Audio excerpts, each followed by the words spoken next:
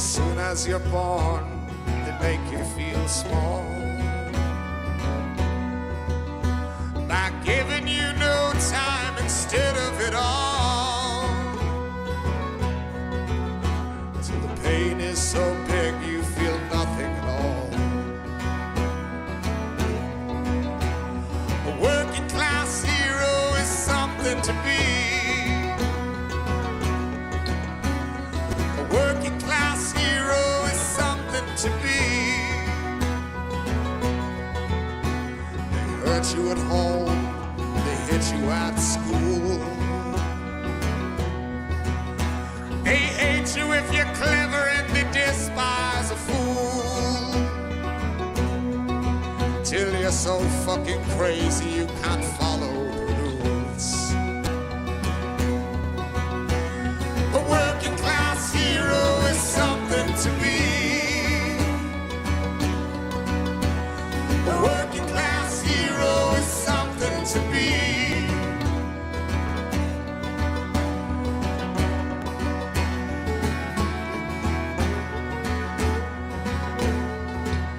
When they've tortured and scared you for 20-odd years, well then they expect you to pick a career. When you can't really function, you're so full of fear.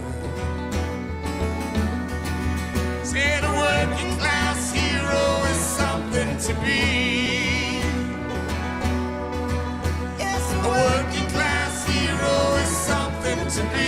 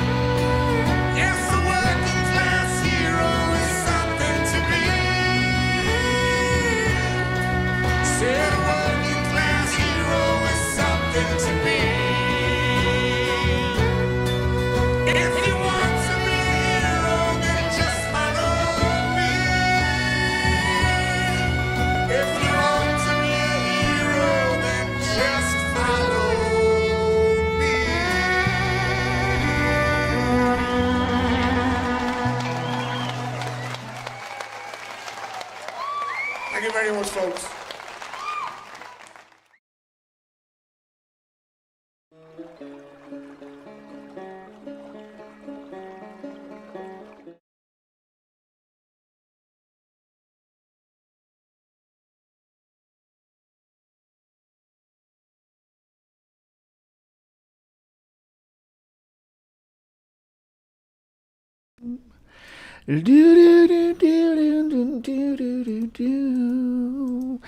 Good morning, my hive. Things are feisty out there. Yeah, I got audio now. I just, I had it set up before I switched over to my headphones, so it was all like, "What are you doing?" Now I can do. You should be able to hear now. You should be able to hear. Okay. Good morning, my beauties and bees, and welcome to Live from the Hive. Things are already popping off out there. I tell you what, if sarcasm is the lowest form of comedy, then I'm just like I'm basically a mime. I'm basically a mime trapped in a box at this point. Good morning, everybody. Oh, we got a full house this morning. Everybody's sitting in the front row and throwing popcorn at each other. Beautiful. Yeah, let's I don't know what got what conversation Brian was in when he came over this morning, but it came over with him. Good morning to the people who followed the damn network over. Good morning, Chris, if you're still in the audience. It's good to see ya. We got Jason Jacoby and James Nordoff were the first people here. We got Bryce. Look at the trees is up in the house. Yeah, things were popping off early this morning. Sandy is playing sheriff in the side chat. Thank you for your hard work, Sandy. Majestic P. Beck is here.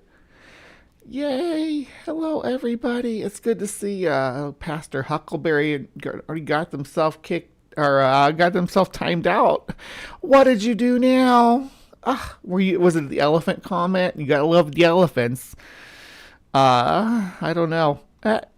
But yeah, it's good to see you, Master Maverick. I think got bopped around a little bit too. So yeah. Good morning, everybody. Happy to see all these. Well, they're not faces. They're friendly little avatars, though, that I recognize. My avatar changed recently. I had that purple and gold one forever. And I changed it to one of my favorite clips from from my CrypticCorner intro. It's one of my favorite clips. So I want to be leaving that up there at least for a little bit. Let's see, Ember, the guy that made himself a plague on the community. Oh no! Oh goodness! Last thing we need is a plague right now. Last week we covered, if you all were here, we covered the fog, a plague of fog that swept across the U.S. that was making people allegedly sick, and it was strangely thick and all this stuff, and it was all nonsense, of course. But oh yeah, I did my goth girl look this morning because we are we're covering the Enfield horror, not the Enfield poltergeist. That's different. That's across the pond in a different Enfield for first of all. But we'll get to that in just a few minutes. Just some housekeeping. You know what I forgot to do? I'm doing this goth girl thing. Oh, losing my britches. And I didn't even put on my pendant.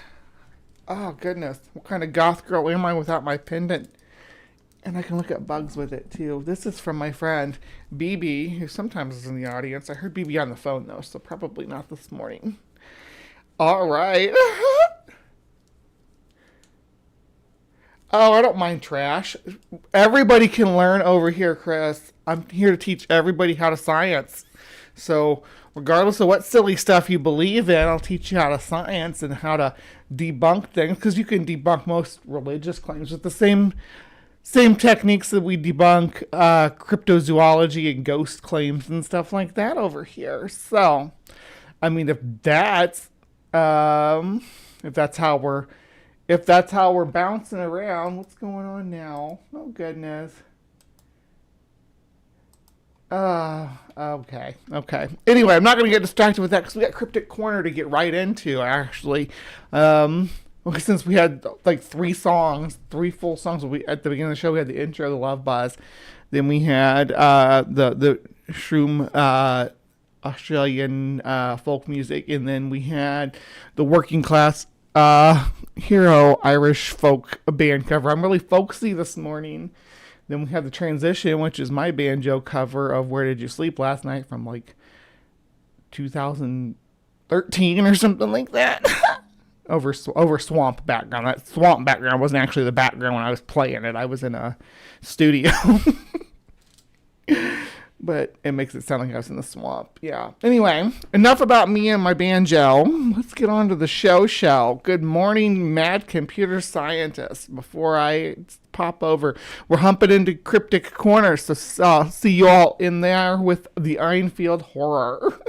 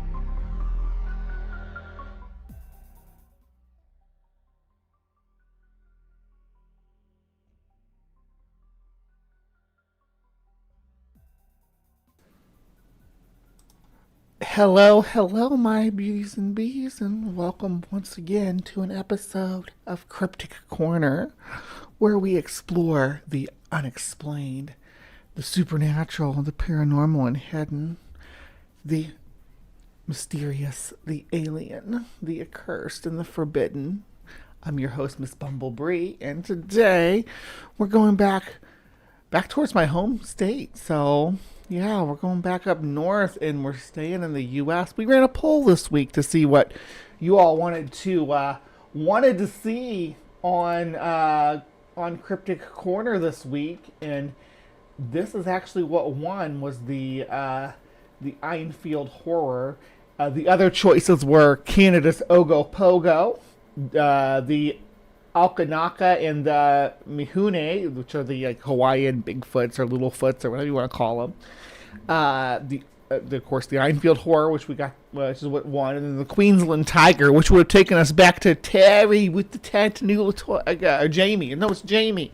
Jamie here, yeah. That guy, I love him. He's so enthusiastic about Tantanula tigers that makes me want to be enthusiastic about Tantanula tigers too. Jamie, you inspire me. I want you to know that if I ever feel like quitting doing Cryptic Corner, I just have to do a thylacine episode, and every thylacine episode I will spend at least 5 minutes with Jamie to see what's up and what's going on. He's been covering quolls a lot lately, which we don't really have a lot to say about in the cryptozoological world, but if I do a Breeze Bestiary on quolls, we can definitely visit Jamie there that week too. But we're not visiting Jamie this week. Oh yeah, awesome hair. Like I said, I was doing my goth girl today because we're doing a horror episode. If you look in the title, it says the Enfield horror is what this monster is called. Now there's a channel that I liked and followed since it was really little that we're gonna use today. Well, not really little, since it was kind of small, about my size of my channel, and it's called Bob Gimlin, like Bob Gimlin from the Patterson Gimlin footage, but spelled different. And that's not his real name. He's got other. It's like an alias, but this is this channel. I like he does these pencil and charcoal or maybe pencil and ink. It looks like art. He doesn't do the art. He has an artist do it for his stories though, which I think is really cool and a nice aesthetic. But recently he kind of blew up because he went on Joe Rogan. And I don't know if his visit to Joe Rogan was all that impressive. He did a video about it, but he didn't seem all that thrilled with it. But recently, that's something that happened. Yeah, what's it like being on Joe Rogan? This is the guy, and this is like you haven't really seen his face before that, besides in the drawings of it. But yeah, all the stories come with little drawings and stuff, and he talks mostly about Bigfoot and Bigfoot adjacent stuff. Is his route of discovery. But he is a bit of a believer, and there was some stuff that was corrected by Trey the Explainer, and in the comments, he's like, I don't give a fuck what Trey the Explainer says or whatever, and I was like, what the hell? Trey does a lot of research into his coverage, but he had the Survivor Man on last, but we're not even talking about the Survivor Man this week because we're talking about the Enfield horror, and it's been a while since he covered that, but we're going to dive back into his back catalog. And Bob Gimlin's back catalog. This is from 3 years ago. And we're going to cover the Enfield horror from, we're going to critique his take. So let's see. Good morning, or it's good morning from me, Mark Reed, but I guess it's good evening for you. Hi, I'm Bob Gimlin. The saga of what has come to be known as the Enfield Monster, or horror, took place in Enfield, Illinois, in 1973. Like many of the musty corridors of Fortean lore. This is that 1973. Now that's 10 years before I was born. So, yeah, all you wizards with your little number 2 pencils out there should be able to figure out how old I am. 14 relating to or denoting the paranormal phenomena. When I was a kid, I had a supernatural comic book character team called the 1414. And they would fight supernatural crime and stuff. It was really, really fun. I should make that again. This particular flap leaves more questions than answers, and the explanations range from the likely to the impossible, though the definitions of those words seem to vary greatly depending. Likely, probable, impossible, not able to occur. So there's a difference between improbable and impossible. Like, improbable means, like, there's not, like, okay, here's how Leo would explain it this way. Leo Felis, I missed you, Leo. Come into my side chat more. I miss you, babe. Is that it is not, it's improbable for a cow to jump over the moon. Not impossible. There's all the things that physically are there for that to be able to occur, you know, whatever assistance the cow can get, but a cow to jump over the moon's not impossible, but it's improbable. For a moon to jump over a cow is impossible because of physics. Yeah. So that's the way I've heard it explained, and I like that. from a philosophy bro kind of perspective. Depending on who you ask. And before I get into it, I do want to note that the events of Enfield, Illinois, that came to be known as the Enfield Monster or Horror, are not related to the Enfield Haunting, or Poltergeist, which occurred in Enfield, London, some 5 years later. In Enfield, Illinois, on April 25th, 1973, at 10 p.m., Henry McDaniel arrived. And this is, where this is close to, Enfield, is not any place really in Illinois of prominence. It's closer to, more close to Evansville, Indiana than anything. It's almost a suburb of, or that's not really, well, hold on. Before we get too far into it, let's see where Enfield is. Yeah. And we're going to readjust our compass so that we're right above it. Now, Enfield is this little town here. And Evansville is right there. Evansville, Indiana. And that's more of a city. Just to give you an idea of the location, and as far as Illinois locations, everything else is up north. The closest, even St. Louis is even closer than like Chicago or any of the stuff you think of when you think of Illinois. All this stuff up here, Rockford, Naperville, Joliet, Chicago. Even Springfield is a bit of a ways away, but is the right location? No. We were further down still. So, yeah, it's pretty far south and in the middle of the state, closer to Evansville. Back to Bob Gimlin. Arrived home from working late. All right. McDaniel worked in the sale and restoration of antique furniture, but perhaps more importantly, he was a single father of 2 children. Yeah, but if he's restoring and taking care of that furniture, he needs to make sure he puts some kind of cover over it if he's going to leave it in the back of his truck overnight. Because the morning dew will ruin that, what looks like crushed velvet upholstery. Ages 12 and 15. Upon arriving home, he immediately found it strange that the lights were on and all the curtains were drawn shut. Usually his children were in bed by then. Upon entering the house, he found his 2 children in a state of hysteria. They said something had been trying to get into the house, first by scratching at the door, and then by trying to dislodge a window-mounted air conditioning unit. As you could imagine, McDaniel was skeptical, but he noticed that the air conditioner was in fact out of Nobody place. plays Nobody plays McDaniel for a fool. I'm just going to narrate McDaniel here and interject, because I don't have anything really to contribute at this point. And the creep kid said, hey, he's on the outside trying to get in, knocking the air conditioner loose and all this stuff. And McDaniel's like, he thinks it's some kind of prank. So McDaniel's like, oh, let's see what's going on here. Kids, no doubt energetically, further explained that it had just happened, as in, while he was in the driveway. It was outside with him, beside the house. Obviously curious, McDaniel went to the front door from which he had just entered, and upon opening it, indeed, he saw a creature approaching the steps of the front porch. The next day, McDaniel would tell the Mount Vernon Register-News that the creature, quote, had 3 legs on it, a short body, 2 little short arms. 3 legs? Oh my. That's one of the key features, and that's why a lot of the people will be like, oh, it's a kangaroo.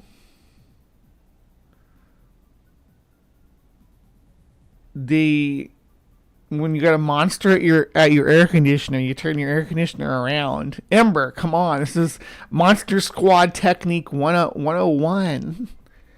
First thing you do is you turn your air conditioner inside out. You want to freeze the monster. Friggin' tripod. Exactly, Majestic P. Backett's tripod. He's a well-endowed cryptid, Mark Reed. You think so? I think it's a roo, maybe? Could be a roo. Good morning, Dave. You can help us figure this out. He's combating global warming. If only it worked that way.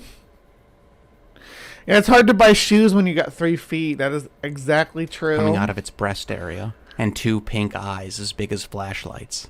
It stood 4.5 feet tall, and was grayish colored. Pink eyes. He said it was heading for the door, as if it was in fact looking for entrance. In a condition of understandable surprise, McDaniel slammed shut the door, and retrieved a .22 caliber pistol from a box in the coat closet. He returned to the door, with the weapon ready, and it was closer now, only a step away from the stairs.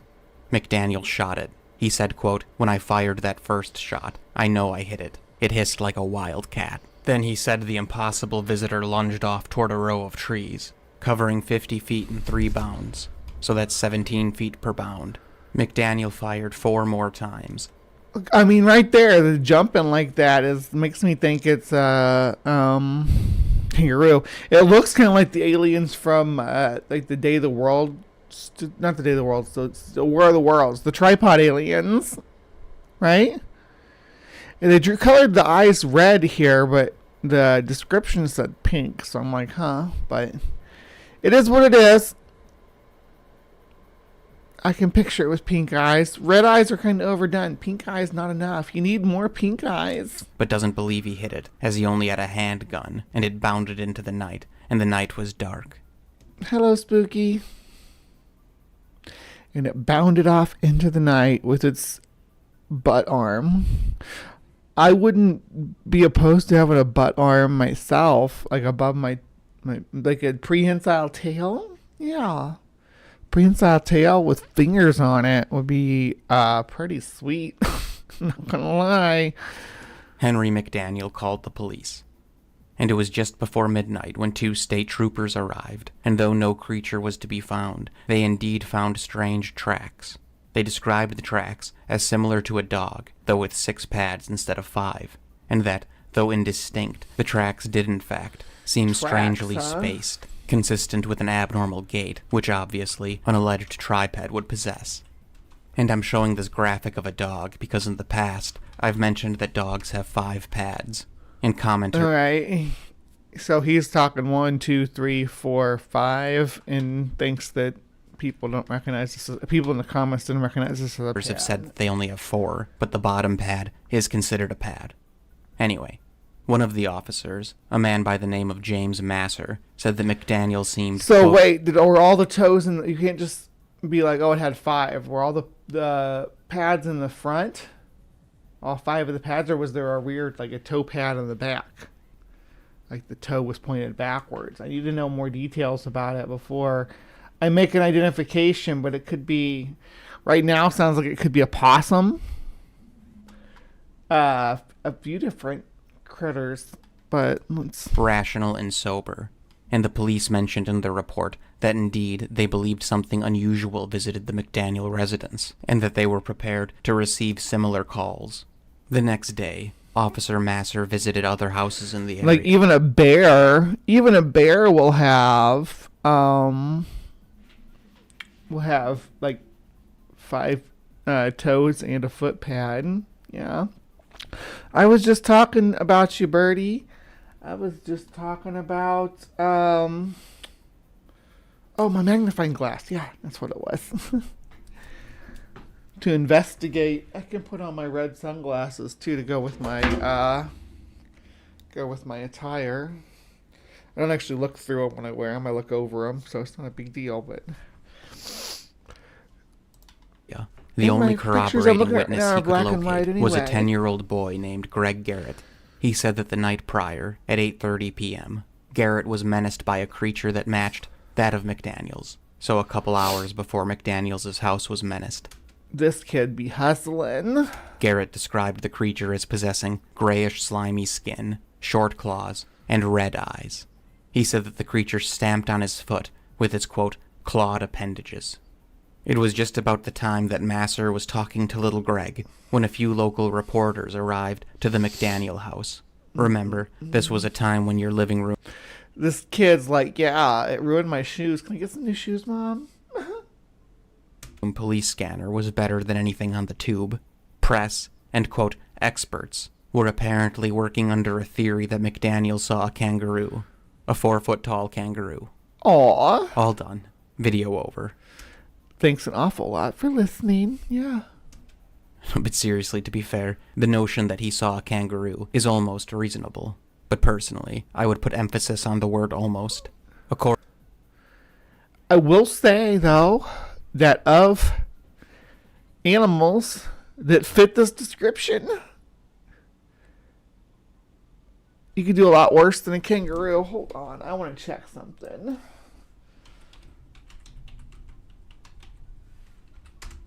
There we go. Look at that. Pink eyes and everything.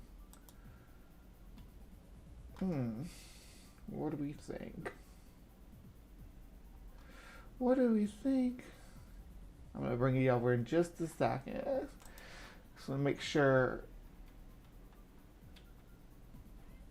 that, yeah.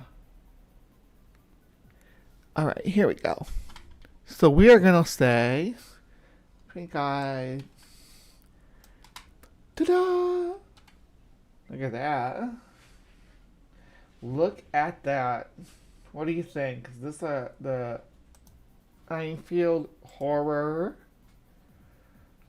Ooh, ooh, ooh. Look at that. Got the pink eyes and everything. What do we think?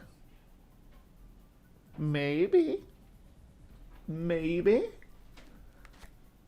baby. Actually, I'm going to take these off because I did my makeup really good this morning and I want to show it off. So, we're going to zoom in on your little pink eyes and pink snoot. Look at that. I think, could it be a match? It could be. It could be.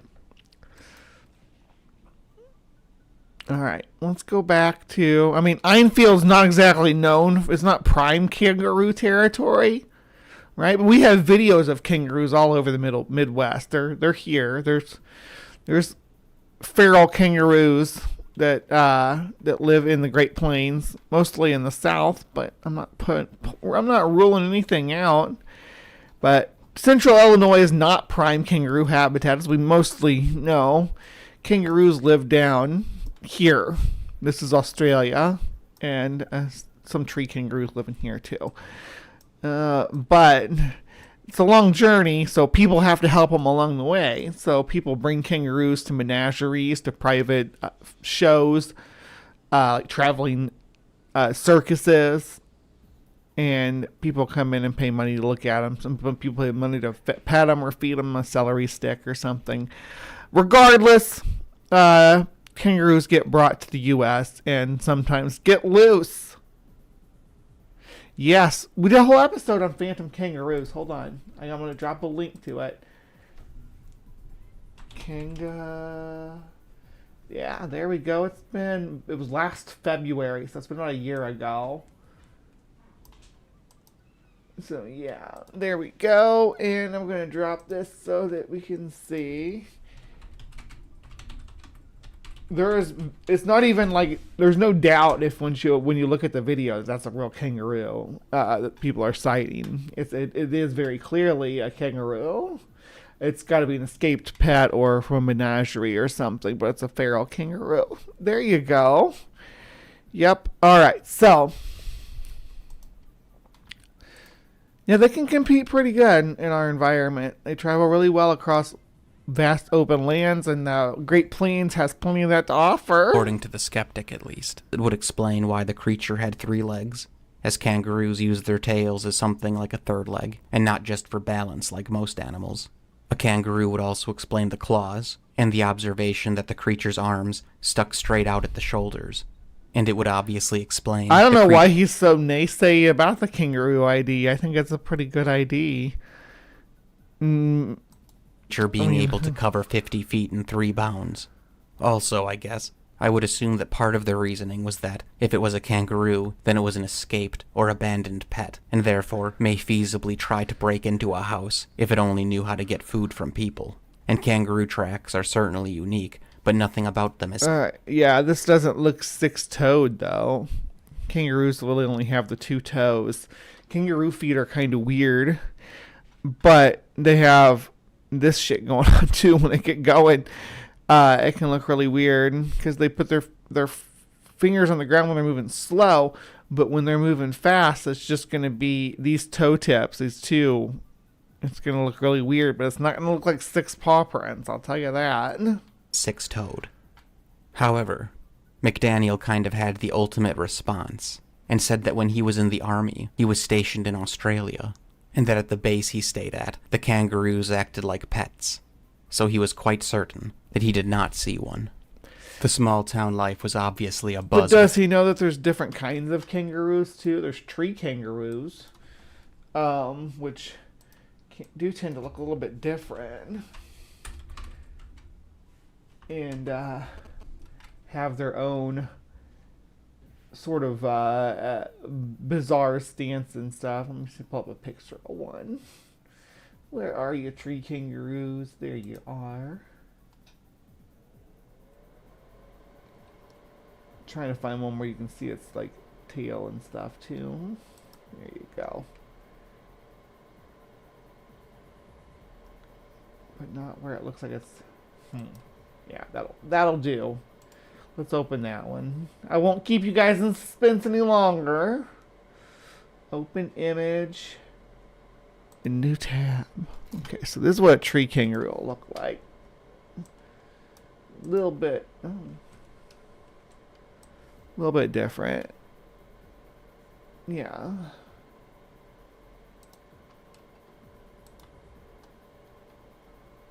Let's see. Let's try to open that one. I didn't like that one because it's so freaking blurry. This one's blurry too, though. Anyway, so that's what they look like. They look like little weird little men, I guess. That's the way to describe them. Anyway, I'm not sold on the kangaroo theory, but tell of this strangeness, particularly because McDaniel, the antique dealer, veteran, and father of two, was not known to be a joker, prankster, or anything less than a reputable and decent human being. And apparently, no one had any reason to doubt that he was anything other than a competent observer. One could argue that he was, in fact, a competent observer. Because if he was, then the town had damn good reason to be interested. 2 weeks later, on May 7th, McDaniel called a radio station based out of Kokomo, Indiana. McDaniel said he saw the creature yet again. This time, it was moseying down some abandoned railroad tracks near his house. He said he didn't shoot at it, though he could have. He described it as the same as his initial... It does get kind of concerning when it's the same dude seeing it all the time. Yeah. That's where it starts to get iffy. But the kid's seeing it, but I think the kid is just talking out his ass, trying to get shoes. I think the kid actually confesses. But encounter. Let's not get ahead of ourselves. In a hurry. WWKI's news director, Rick Rainbow, arrived on the scene. Strangely enough, he and his cameraman saw what they described as, quote, an ape-like figure walking around an abandoned building. They weren't prepared to film yet, but they followed it to the best of their ability. And though the creature never came into frame, they captured ape-like creatures. There's more than one monster now. There's competing menageries of monsters in Enfield today. I'm going to let this play for a minute. I'm going to go refill my coffee. And it should just take me just a minute, and I'll be right back. bizarre audio, like a woman's scream and baby laughter. As far as I can tell, to my disappointment, the audio has never been uploaded to the internet, or even digitized. But a few years after the audio was taken, cryptozoologist Loren Coleman acquired the footage and audio, and I suppose it remains in his collection. So I have no way to play the audio for you, or even to listen to it myself. But I suspect the audio is quite chilling, knowing the context. The footage is of the two men walking through the woods. And I'm sure that everyone and their mom would know exactly what's making the call, but only a small percentage of the lot would be correct. 2 days after Rick Rainbow saw his ape-like figure, he met with McDaniel in the studio for an interview. He stuck to his resolution that the subject in question was something aberrant. That evening, the night of May 10th. I like that name though, Rick Rainbow. Sounds really authentic, right? Sounds really... Monsters attract monsters, you think so? Now, this is like one of the first things that Loren Coleman ever did was investigate this. It's sort of his break into the cryptozoology scene. Police responded to gunfire in the forest. They found a posse of 5 men, armed to the teeth and drunk as skunks. The posse said that they had just had a close encounter with the monster, and that they were this close to blowing it back to Mars. The men were charged with hunting violations and were told that they would be arrested if they didn't vacate, which they did. The White County Sheriff's Office dismissed that they were doing anything other than partying, with guns, and that they would have been doing the same thing whether or not there was a monster. And monster... Yeah. Every small town in Illinois has those guys that party with guns and alcohol. Not. It sounds like a good way to spend the night. All sorts of out-of-town and strange people flooded the area, though it doesn't seem that McDaniel... I don't know if it's a good way to spend the night. I don't recommend anybody spend the night with guns and alcohol. Those are not two things to be partying with at all together. You can do one or the other. One or the other. Interacted with many of them. He tried to come into the McDaniel home on April 25th, and he saw it on the railroad tracks on May 7th. The evening of May 8th was when Rick Rainbow saw his ape-like figure and captured the screams, and the Monster Hunters incident was on May 10th. Monster Hunter, in quotes or otherwise. And apparently, that was quite enough for one Mrs. Garrett. Because on May 15th, an allegedly contrite, and no doubt supervised, 10-year-old Greg Garrett phoned researchers. You are implying that yourself, that it was supervised. His mom made him do it. No doubt supervised. That's your inference. From Western Illinois University. And he said he'd made up the whole story of the phantom shoe stomper. He said that he just wanted to, quote, tease Mr. McDaniel and have fun with out-of-town newsmen. Both of which are little sins for a 10-year-old. And on that note, if you're a self-respecting 10-year-old boy and a policeman stops you to ask if you've seen a 3-legged monster, you just say yes. That is true. If you're a 10-year-old anybody and somebody asks if you've seen and a cop asks if you've seen a 3-legged monster, you're supposed to say yes. Everybody knows that. Those are the rules. Also, I guess he mentioned that he wanted new shoes, which is really quite entrepreneurial for a 10-year-old. Or anyone, really. As far as I can tell, that's the bare bones Did he get his shoes? We don't ever find out about it. of the Enfield monster flap. Okay, so that was a lot of stuff to happen in a short amount of time. So I'll summarize the timeline for you. First is the initial sighting, as would make sense. That's the night that McDaniel came home to find his children frightened. The night he claimed to see what many would call impossible. Then there's young Greg's account. Then McDaniel's second sighting. Then there's Rick Rain. I mean, if you can mislead the cops without arguing or without lying to them. Like, if they ask which way you saw the person go, you can make them sit there and clarify what person they're talking about, all these sorts of stuff. I prowled the mountains next to Skinwalker Ranch for almost 40 years. Never saw a cryptid or UFO. Did see the weather change in a heartbeat, though. That sounds pretty lit, John Hudson.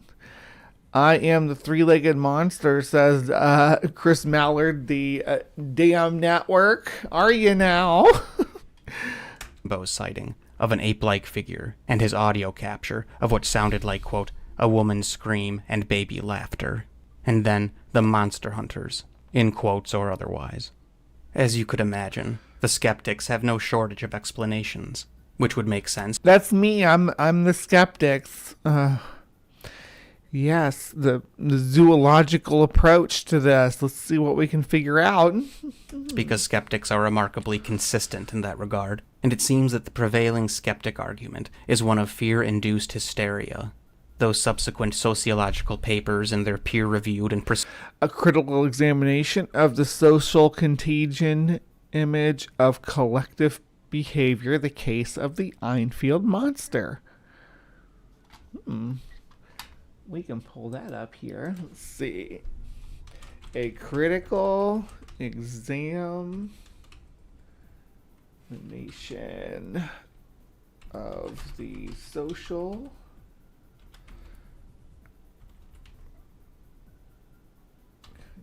contagion.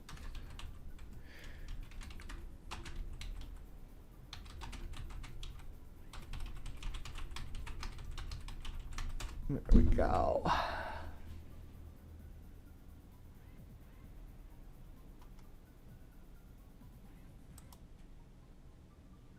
Is that it? Yep, I got it. Okay, we got the paper. We've got the paper. Abstract. The paper makes an initial statement regarding the conceptual and empirical utility of the social contagion image as posited by Blummer and Clapp. Their position is then criticized on the basis of its assumption that unverified and unusual sensory experiences, mobilization processes, and mass preoccupations are equivalent and undifferentiated products of social contagion. Further, the social contagion approach is unable to adequately account for differential participation in these collective behavior events. Most of these problems stem from the assumed discontinuity between collective and institutional behavior embodied in the social contagion perspective. An alternative approach is posited, which suggests that communication processes available of the population for participation in institutional demands provide a more adequate explanation of differential participation with respect to unusual sensory experiences, mobilization, and mass preoccupation. A case study of a monster sighting in a rural community is presented and examined from the alternate perspective. And this theory goes into why different people see different things when they have a monster encounter. It's why everybody who travels down their white tunnel when they have a near-death experience gets a different personalized version of the events. Prestigious pedestals have called it many things because that's what they do. And I guess their argument is that McDaniel came Pedestals. home late, and that the combination of his children's fright and the messed with air conditioner drove him to such a terror that he was no longer capable of rational. Now, you got the little prankster kid across the street, too. Do you think that maybe he had something to do with it? He's out there messing with your air conditioner? Observation. And that when he opened that door, he was so further driven to cataclysmic fright by a kangaroo, deer, or dog that he perceived something ordinary as something impossible. Case closed. First of all, that's not at all what McDaniel actually said happened. He said that he thought it was funny that his kids were so freaked out over nothing, because they were new to being left home alone due to their age. He thought they just had the jitters, and I can certainly see why an adult parent would find that humorous. But he said that even the messed with AC unit only made him curious, not afraid. So it's not like he opened the door to investigate. I want to hear his actual description, though, like his word for word, what he saw. In a state of panic that could result in a misidentification or an overly imaginative response. He opened the door expecting to see a dog or something. He was in the mindset of dispelling his Did he describe it as an animal or as a person? kid's notion, not proving it until he suddenly was.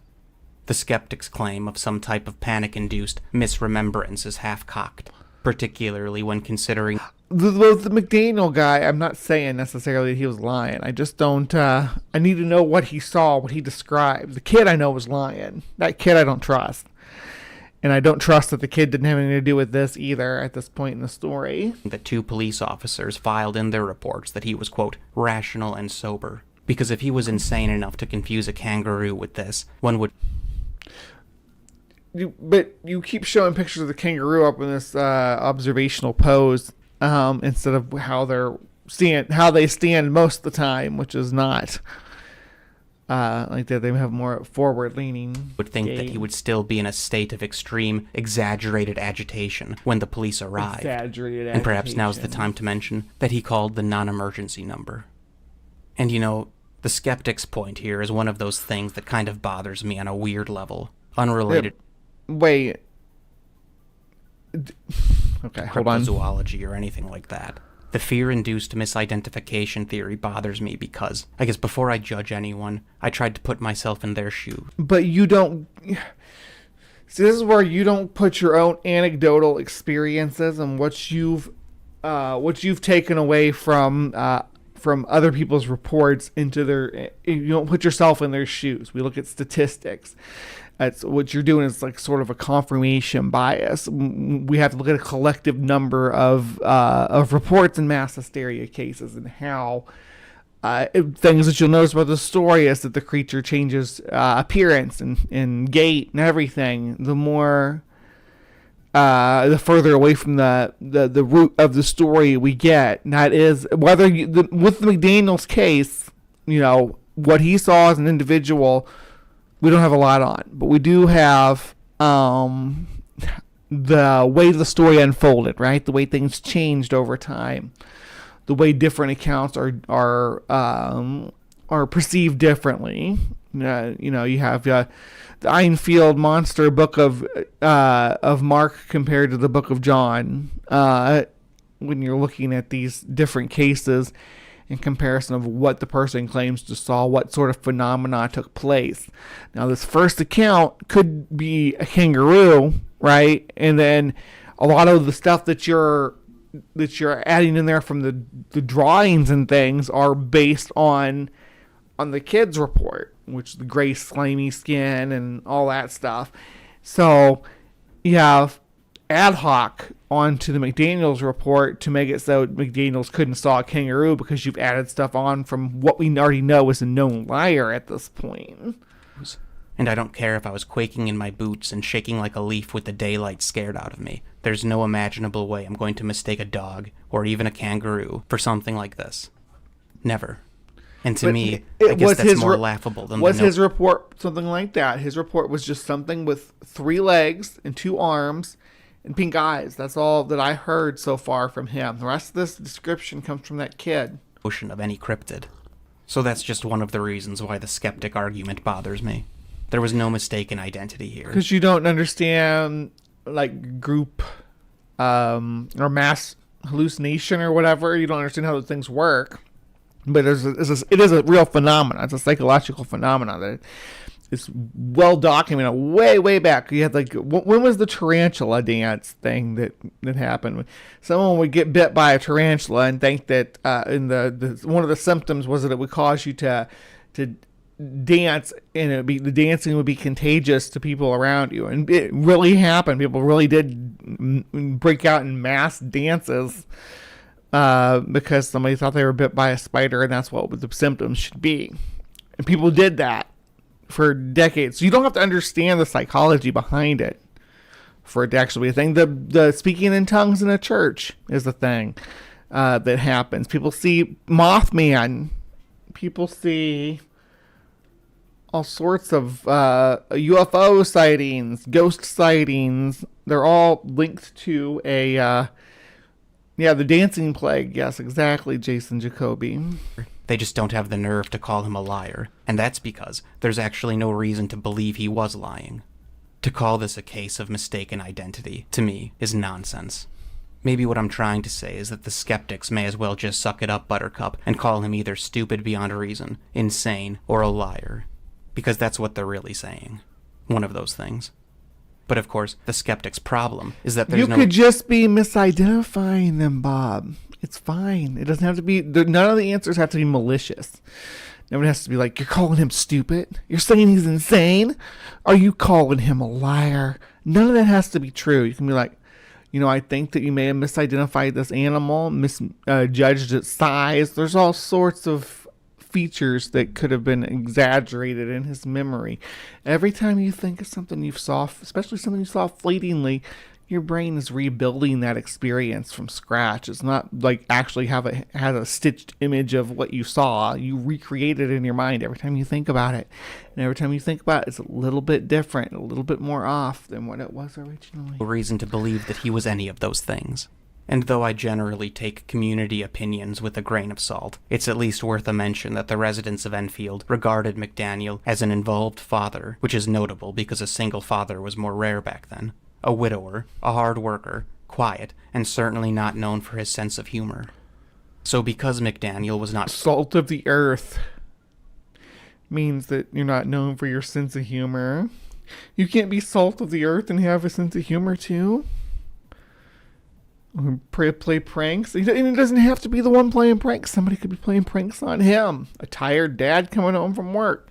frightened at all by the encounter, and because the police found him sober and rational, and because he was absolutely not known for this kind of behavior, I'll opine my skepticism toward the skeptic's opinion.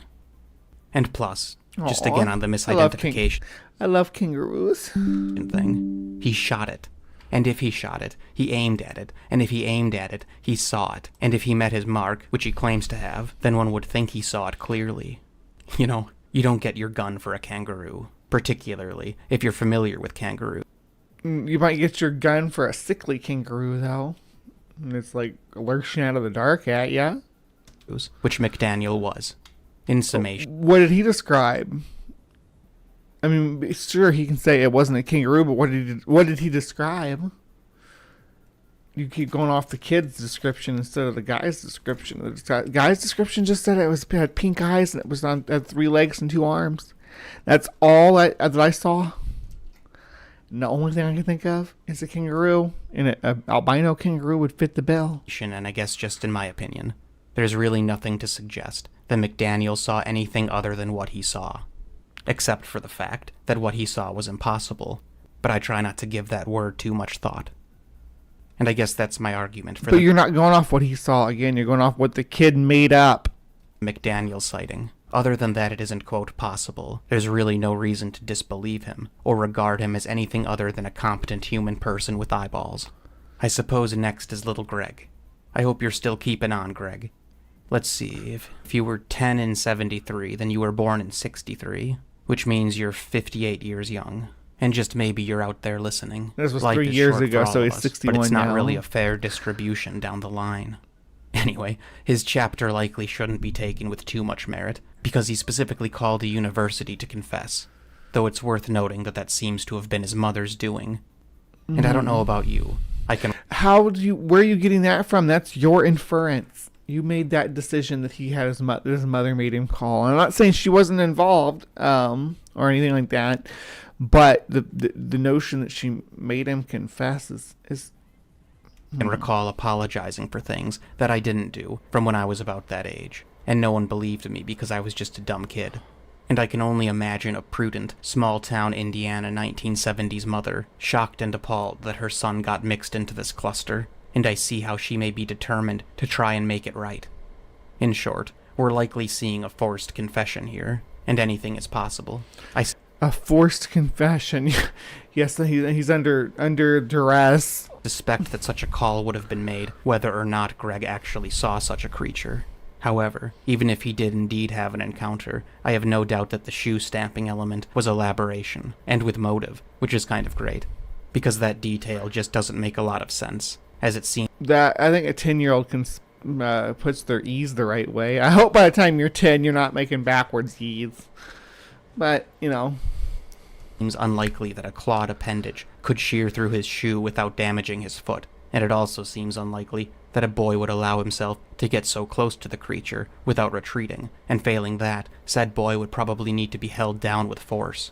And the 3 toes is your invention too, I think, because your artist's invention, because I believe that the quote was it had 5 fingers on each foot. Well, because you said 6 pads with the palm pad. And Greg said the creature didn't hurt him. But still, if you know anything about kids, you'll know that one false part does not invalidate the rest. Indeed, the boy cries wolf, but that doesn't mean there wasn't one. So technically, I think we have to dismiss Greg's sighting as nothing. But what can I say? I don't find it entirely unlikely that he saw something, and then he ran with it with vigor, as is always the way to approach life. We'll likely never know little Greg. Adding your own flair in there that maybe he did see something when he says he didn't. He said, I didn't see this. And you're like, oh, maybe you did, though. Maybe you did. Side of the story for certain. But in my opinion, a 10-year-old in 1973, with the wisdom to, quote, have fun with out-of-town newsmen, is no doubt a wise man today. But I think we have to call Greg's encounter iffy at best. And I suppose next is Rick Rainbow. He spoke with McDaniel the day before his sighting. And of course, just to muddy the water, he didn't even see the McDaniel creature. He saw an ape-like figure. Yeah, this one's completely different. Maybe they had somebody in a costume messing with the newsman. I don't know. But walking behind an abandoned building. And according to Mr. Rainbow, they weren't ready to film yet because they wanted to wait for nightfall for the sake of cinematic suspense. But what they saw occurred in broad daylight. And though he and the cameraman never filmed or even saw the creature again, they followed it and picked up audio of a wailing sound. And like I said, it's unfortunate I can't find the audio to play for you I feel bad for him if that was a real Bigfoot. He's like walking down and say, "Are you?" And people mistaking him for the 3-legged monster that was attacking people's houses, and he gets accused of that. And he's like, "I didn't even do anything. I'm just going to the local apple orchard or whatever." And people are like, "Nah, it's him. Get him, boys." Indeed, to hear for myself, but I imagine it's eerie and undefinable. And even though some people would be able to, quote, prove what the sound is, that wouldn't make much of a difference to those who could prove it was something else. So are we to believe that Rick Rainbow had a Bigfoot sighting randomly during a monster flap? Maybe. Perhaps fitting for a man named Rick Rainbow, but as it goes for strangeness, when it rains, it pours. Some people may go so far as to say that doorways open between places, and that for reasons unclear and oh, you're just gonna go with it. Oh yeah, so Rick Rainbow, he did have an encounter. They all did. All this is real because there was interdimensional portal or something. Perhaps uncomfortable, things can come and go from them, and even bring people with them. Why are you still And that's never been my technical visitor? opinion on the matter, but I certainly don't know what can't be known. Because Rainbow was steadfast in his conclusion, and because he at least picked something up on audio, I think there's decent enough reason to at least consider his sighting. Why not? Besides, a woman's screaming and a baby's laughter are a bit on the nose for what has been universally described for thousands of years, with no sign of abating. And then finally, what of the monster hunters? Well, see, again, it's so easy to just... Yeah, those are just... Yeah, it's so easy to say, hey, when you have a monster sighting, this is what happens. The local townies get all wild, and once you get enough people liquored up at night, they go out and decide to hunt a monster. This happened in a really close monster sighting in Louisiana, Missouri. The Momo monster, same deal. They had people out in the woods with guns looking for it. Just hand all of this over to the skeptic. After the fact. But who is to say? If indeed Rainbow reportedly saw an ape-like figure and heard its screams, something that's been seen countless times before, and if McDaniel saw something impossible on 2 occasions, then perhaps a group of men went on the hunt, and maybe the feeling was mutual. You know what they say about looking into the darkness. Sometimes it looks back. And honestly, having recently been a younger man, I can say they would have likely been drinking no matter what was going on. Because even if the police showed up and 100% believed that the group of men had just... Yes, a bunch of young men in a small town. Usually there's beer involved, for sure. ...just encountered something otherworldly. What were the police supposed to say? An armored posse just encountered a monster in the woods. But don't worry, theirs is only the 5th sighting, so no reason to get excited. The police would no doubt scoot them out of the area regardless of what had happened. And in no way would the police be inclined to validate the story and endanger the public's health and state of mind. And this next point, too, I usually take with a grain of salt, but I do think it's important to keep in mind that this area is not one where people are known for their extroversion. Oh my gosh, that looks just like the main street back home. Small town, all the windows busted out in the upper floor windows, but people who own the buildings can't afford to get them fixed. Sometimes they'll board them up. And just because the public witnesses were limited doesn't mean that they were, in fact, the only witnesses. It's easy to see why a more conservative, psychologically conservative, community may be tight-lipped about such happenings. I've definitely mused over this with Bigfoot. Is California actually a Bigfoot hotspot? Or are Californians simply more likely to be open about such things? Because remember, seeing a Bigfoot is less than half the battle as far as the making of a report is concerned. You know, if I saw a Bigfoot, I don't even know if I would report it to the authorities. I don't think anybody would believe me, so... Probably hams or perhaps Blue Ribbon. Back then, yeah. Maybe some PBR. Unpopular opinion. I'm actually not too naive. And these 5 incidents are not particularly compelling for any one reason or another. But the skeptic's argument is just so silly. There's no reason to believe McDaniel lied. No books, no movie deals, only 2 interviews with small No, I didn't say McDaniel lied. Newspapers, and a local radio show. And perhaps he became interested in the paranormal/extraterrestrial discussion, but I can find no evidence of it. So maybe, just maybe he in fact saw something, quote, not from here. But of course, to the truth makers, he saw a kangaroo. And though clearly clever, the kangaroo theory has a big problem. I don't care if you'd never heard of kangaroos, never saw one, never read about one. This is not something terrifying that you get a gun for. Strange, sure. Pink eyes, though. You're looking at a regular kangaroo, not like an albino or a lewistic kangaroo. But not entirely alien. Yeah. Not unrecognizable on all counts. And perfectly, McDaniel was familiar with kangaroos. And he said a kangaroo it was not, which you'd think wouldn't need to be said. Like if I saw this, and then some sociologist from the university told me that I just saw a kangaroo. That's not what he said he saw, though. That's what that kid saw. Again, you're flipping through the cards and pretending that one person saw what another one saw. The other people saw an ape man. Like, get it together. I don't even know how I would respond. He said it closed a distance of 50 feet in 3 leaps. For some context, That's 17 feet per bound. Kangaroo and deer can easily hit 25 feet horizontally. Some rabbits can hit 9 feet, and an average house cat can hit a distance of anywhere between 5 and 10 feet. So at least in terms of size, in regards to the creature's physical capacity, his description makes sense in the world we know, and most... I'm pretty sure some dogs can probably make that in 3 leaps. Pretty dang sure. ...understand. And I've read through a lot of stuff that cites this entire incident as an example of hysteria, social contagion, collective behavior, and, quote, an extreme instance of suggestibility. See, your whole thing is that I reject this field of science. Why is that so often the response that people give? I just reject the science. I just reject this field of science because it disagrees with what I believe should be the truth about this.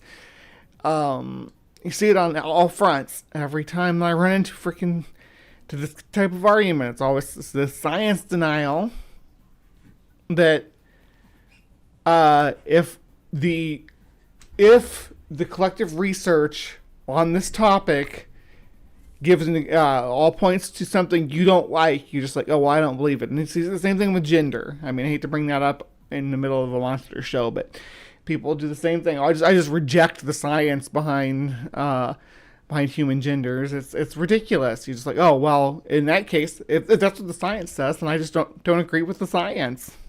And this is admittedly one of the few times that I'm strangely proud of being less than skeptical about such things. Quite honestly, I'd be willing to bet that something strange was going on before I'd bet that this was all a wayward kangaroo coupled with a bunch of sociology words.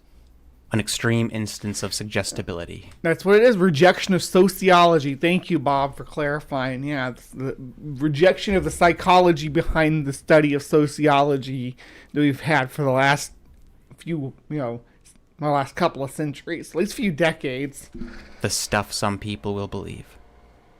Like I said all the way back in the beginning, this is just a small chapter in the sordid world of the unscrupulous. If I had to find some corroboration with another chapter of the cryptid verse, it would likely be the chupacabra, simply because they're both anomalous and defy categorization. Well, I agree with that for the Puerto Rican chupacabra, not the American Southwest chupacabra, which is a mangy coyote or fox. As a whole, and they can't really be linked into anything within the realm of that which is understood in any meaningful way, even though I'd argue that our understanding is less understood than most would admit. Also, both the chupacabra and the Enfield monster don't have much of an origin story or historical background. One day, they just became. This was my take on the Enfield monster, a case that is frustrating because it seems unlikely we'll ever know what really happened one way or another. But there's nothing to me that screams hoax, and certainly nothing to scream misidentification. And perhaps the strongest... Why not? Do you ever accept misidentification, Bob? ...lesson to learn from this case is just how quickly the skeptics rallied to a conclusion that made just as little sense as the alternative, in my opinion. Anyway, I encourage you to like the video because that really helps me make more of them, and subscribe if you haven't already. And as always, thanks an awful lot for listening. So yeah, this was Bob Giblin. Let me know if you liked responding to him. I used to really love him, and some of the stuff he's made more recently is sort of frustrating though. He's like really leans into like the I'm just a hard-nosed believer about stuff, and it's like, dude, come on. But we're not gonna have time for that. I had another video about it, but we're not gonna have time for it. But we do have time for not that. We do have time for this. All right, and this is a person visiting the location. 2021. Now, it is interesting to note that a very famous cryptozoologist was called to the scene to investigate. He was very young at the time. His name was Loren Coleman. When Loren came out, he investigated the surrounding areas and took... Did we miss something? His name was Loren Coleman. Okay. When Loren came out, he investigated the surrounding areas and took pictures. He also believes he heard the scream of the... And this is like in the height of summer. ...horror, as it sounded kind of like a banshee cry. Now, according to the account, the creature came from back there, Hey, saw Greg Garrett playing my in this bunny's yard, here. made its way over to the boy as they locked eyes. Then the creature pounced on his shoes, tore into them with its claws. But the kid said this didn't even happen, so why are we even covering it? I mean, I guess knowing where it happens is important. Shredding them. Guess he didn't like Nikes. Before making his way over to the McDaniel neighbors.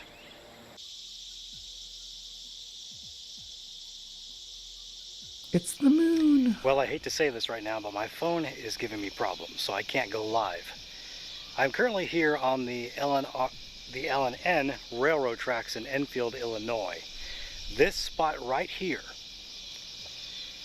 is where Henry McDaniel looked out his bathroom window and saw the creature on the see railroad the green tracks. This is the silos exact there. spot.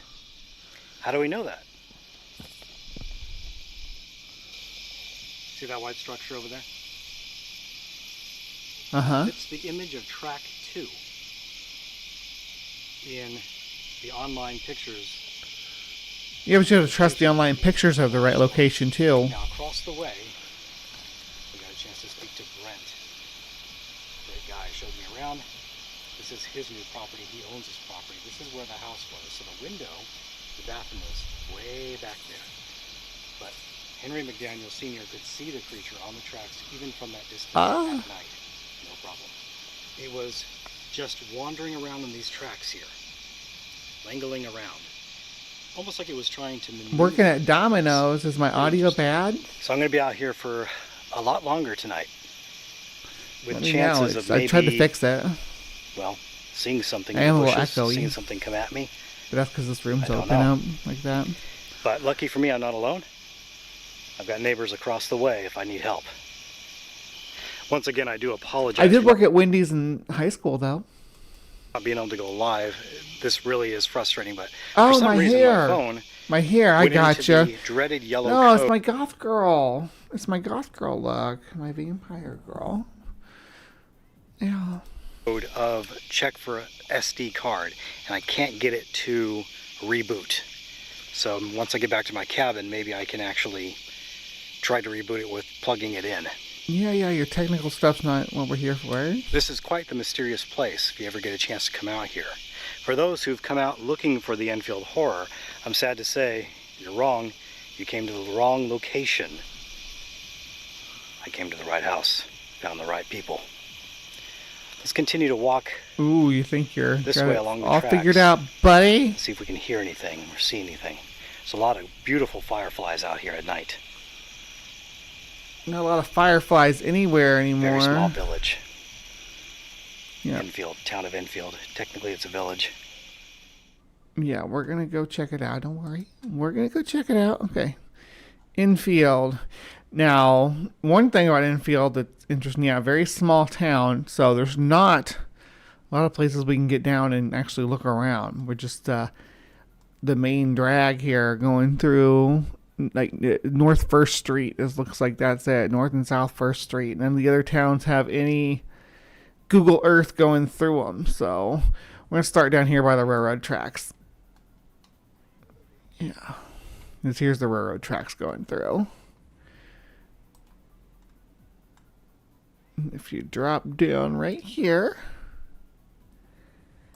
we're right in the middle of a construction site. Isn't that wonderful? But there's the tracks running through, and we know that he saw, or allegedly saw, claimed that he saw the creature on the railroad tracks. Now the railroad tracks go up and around here, right? And these are the grain silos that he was seeing. So I think that he was somewhere around here. There's a street that runs down through the woods here, Cherry Street, but we can't get down onto it. But it goes down through here and then crosses the railroad tracks. And I want to say that he was somewhere along this stretch right here. But, you know, these little towns, like he could have been over here too, and somewhere in this stretch as well. Down here by Mulberry. But that's about as much of the the tracks that run through town. I mean, there's the possibility that he was over here, but if he was over here, I don't see what those grain bins would have been. Because there's too much bend in the track to account for seeing them from there. But you'd be able to see parts of them from here, from Cherry Street down, and you'd definitely be able to see them all through this whole straight section here. And this is residential. But, I mean, you tell me, what do you think? Yeah. That is the Enfield horror. So was it a monster? Did they actually see a monster? Yeah, I want to say it's like somewhere along here between Cherry and the grain, between Cherry and Beecher. Yeah, you can see the road a little better at this angle. But yeah, it definitely could have been up here too. All right. Well, what do you think about the Enfield horror? Was it horrifying enough for you today? Are you terrified? Are you quaking in your boots? Does a kangaroo with pink eyes sound more? Yeah, I am Spider-Gwen. I am Spider-Gwen in another life. Just to let you know. It's my alter ego. Well, yeah, you can go with that. And you want to go follow those links and find out. All right, I am going to wrap up Cryptic Corner here. So you tell me now, what do you think the Enfield horror was? I want to see your answers in the side chat. I want to see your answers in the comments. And while you're down there putting your comment in, hit that subscribe button, hit that little thumbs up thing, and take care and be kind. And we'll see you next time. Now don't go anywhere. If you're watching this live from the Hive, I don't want to see the number of viewers drop just because we switched segments, because we're moving into a segment that I've been looking forward to, because we're going to get really weird with it in the village of Roanoke after these short messages from our sponsor. No, we don't have a sponsor. I did get an email about a sponsorship, but then they never got back to me, so I'm not really worried about it. I'm not crying about it. Hit the like, hit the subscribe. I will be back with you after this intermission. Love y'all.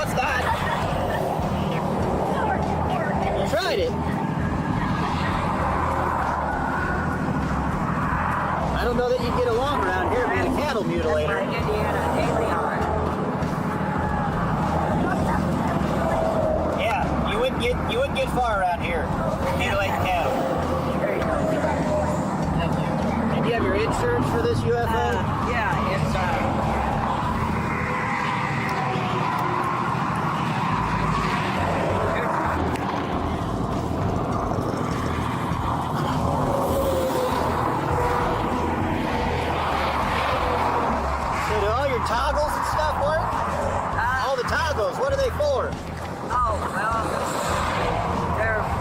they're universal, so when I go to Galactica, and I have to fight the aliens from another planet. Yeah. Well, these here are gamers, and Let me step to the side of those. They're heat sensitive.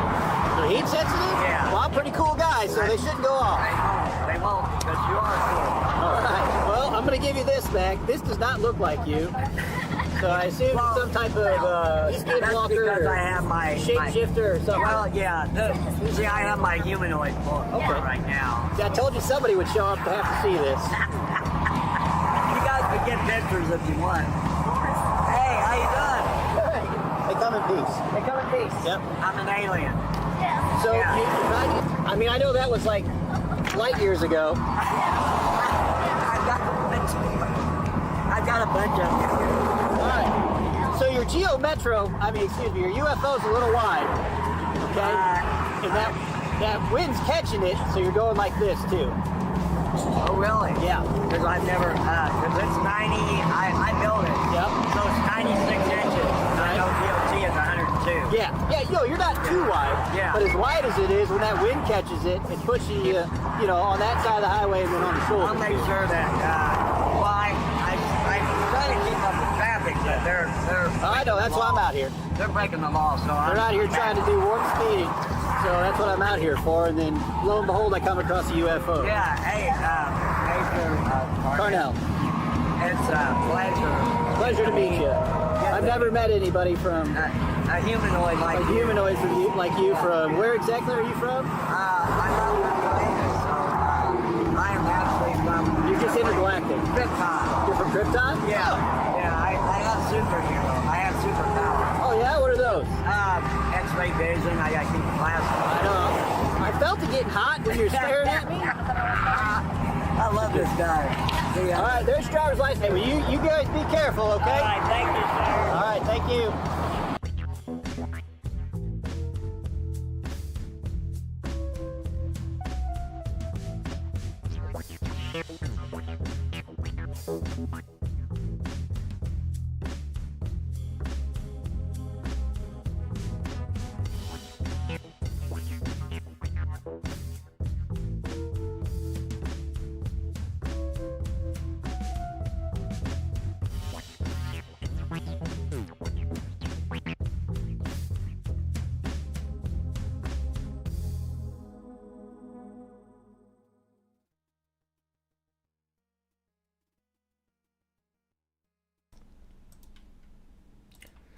Hello, my beauties and bees. Thank you for sticking around. Some of you stuck around. We did lose a few people along the way, but that's all right. We're gonna keep on trucking, and hopefully, I'll fix my camera because I'm blurry.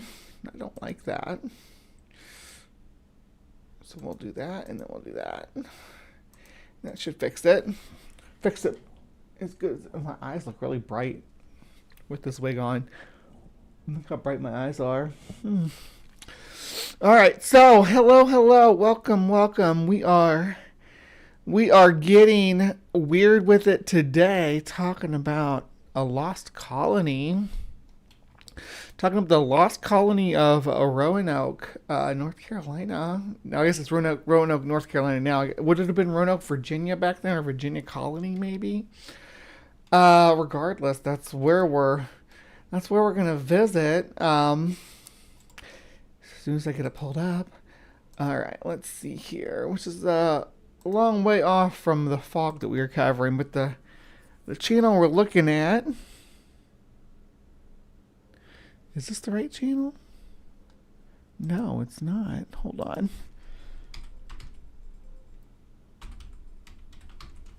This is the one we wanted. Yeah. I picked this one because this freaking thumbnail is insane. It has a red dude floating in the air and a UFO and like what most likely happened. It's like, what? It calls it a mini documentary. This is from a channel called Bad Things, True Crime. And I guess it is kind of true crime. There were a lot of crimes that took place in Roanoke. Let's unpack. In today's video, we will look at a case where 115 people vanished into thin air. Thin air, not fat In air. August 1587, approximately 115 English settlers arrived on Roanoke Island, off the coast of what is now North Carolina, marking the beginning of one of America's first unresolved mysteries. Before I even get 30 seconds in, we got to go. Let's defer to the map. Where's the map? What do I do with the map? Did I close it? I think I did. That's all right.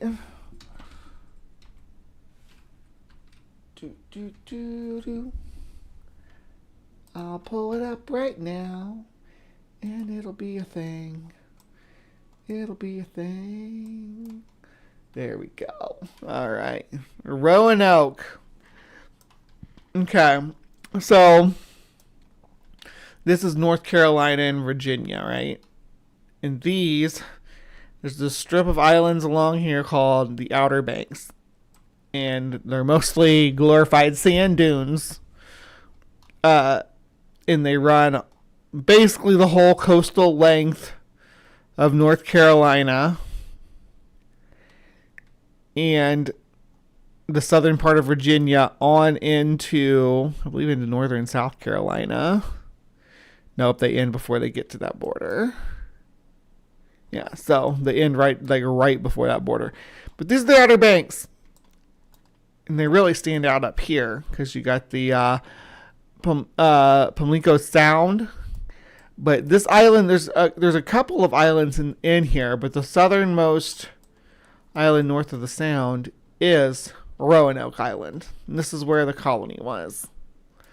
All right. Now that we've established that, continuing on. 2 years after a first disastrous attempt to colonize Roanoke, these colonists intended to establish the first permanent English outpost in the New World. And that's important to remember, too, that this is the first English settlement, and it's the only one in the 14th century, because it was settled in 1588, and like the next closest was Jamestown, which was like 1612, 1608, or 1612, something like that.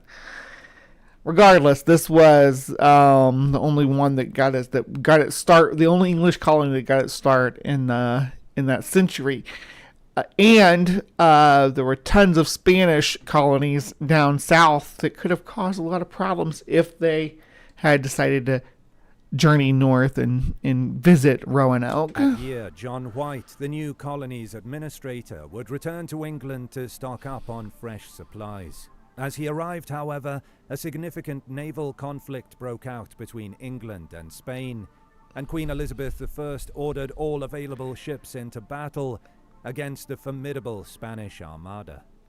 White returned to Roanoke in August 1590, 3 years after leaving. Could you imagine just like struggling to survive in the colonial era, imperialism, plague, starvation, the blazing sun of the Caribbean, and the locals expect you to wear that big goofy ass collar around your neck? The parliament demands that you wear that if you're going to speak before the royal magistrate. His wife and daughter, his infant granddaughter, Virginia Dare, who was the first English child born in the Americas, and the other settlers. He discovered no traces of the colony or its inhabitants, and few clues as to what may have occurred, except for a single word, Croatoan, inscribed into a wooden post, and crow etched into a tree. And despite what the television series Supernatural might have you believe, Croatoan is not a mysterious word that nobody knows. It was the name of one of the tribes. There's actually, back to the map here, this sound is named Croatoan Sound after the Native American tribe that lived there. So no, it's not a mystery. And here's Hatteras Island. And that's where this is where the Croatoans lived. They lived there, and the colonists lived here. And this island is huge too. Hatteras Island, I believe, runs from here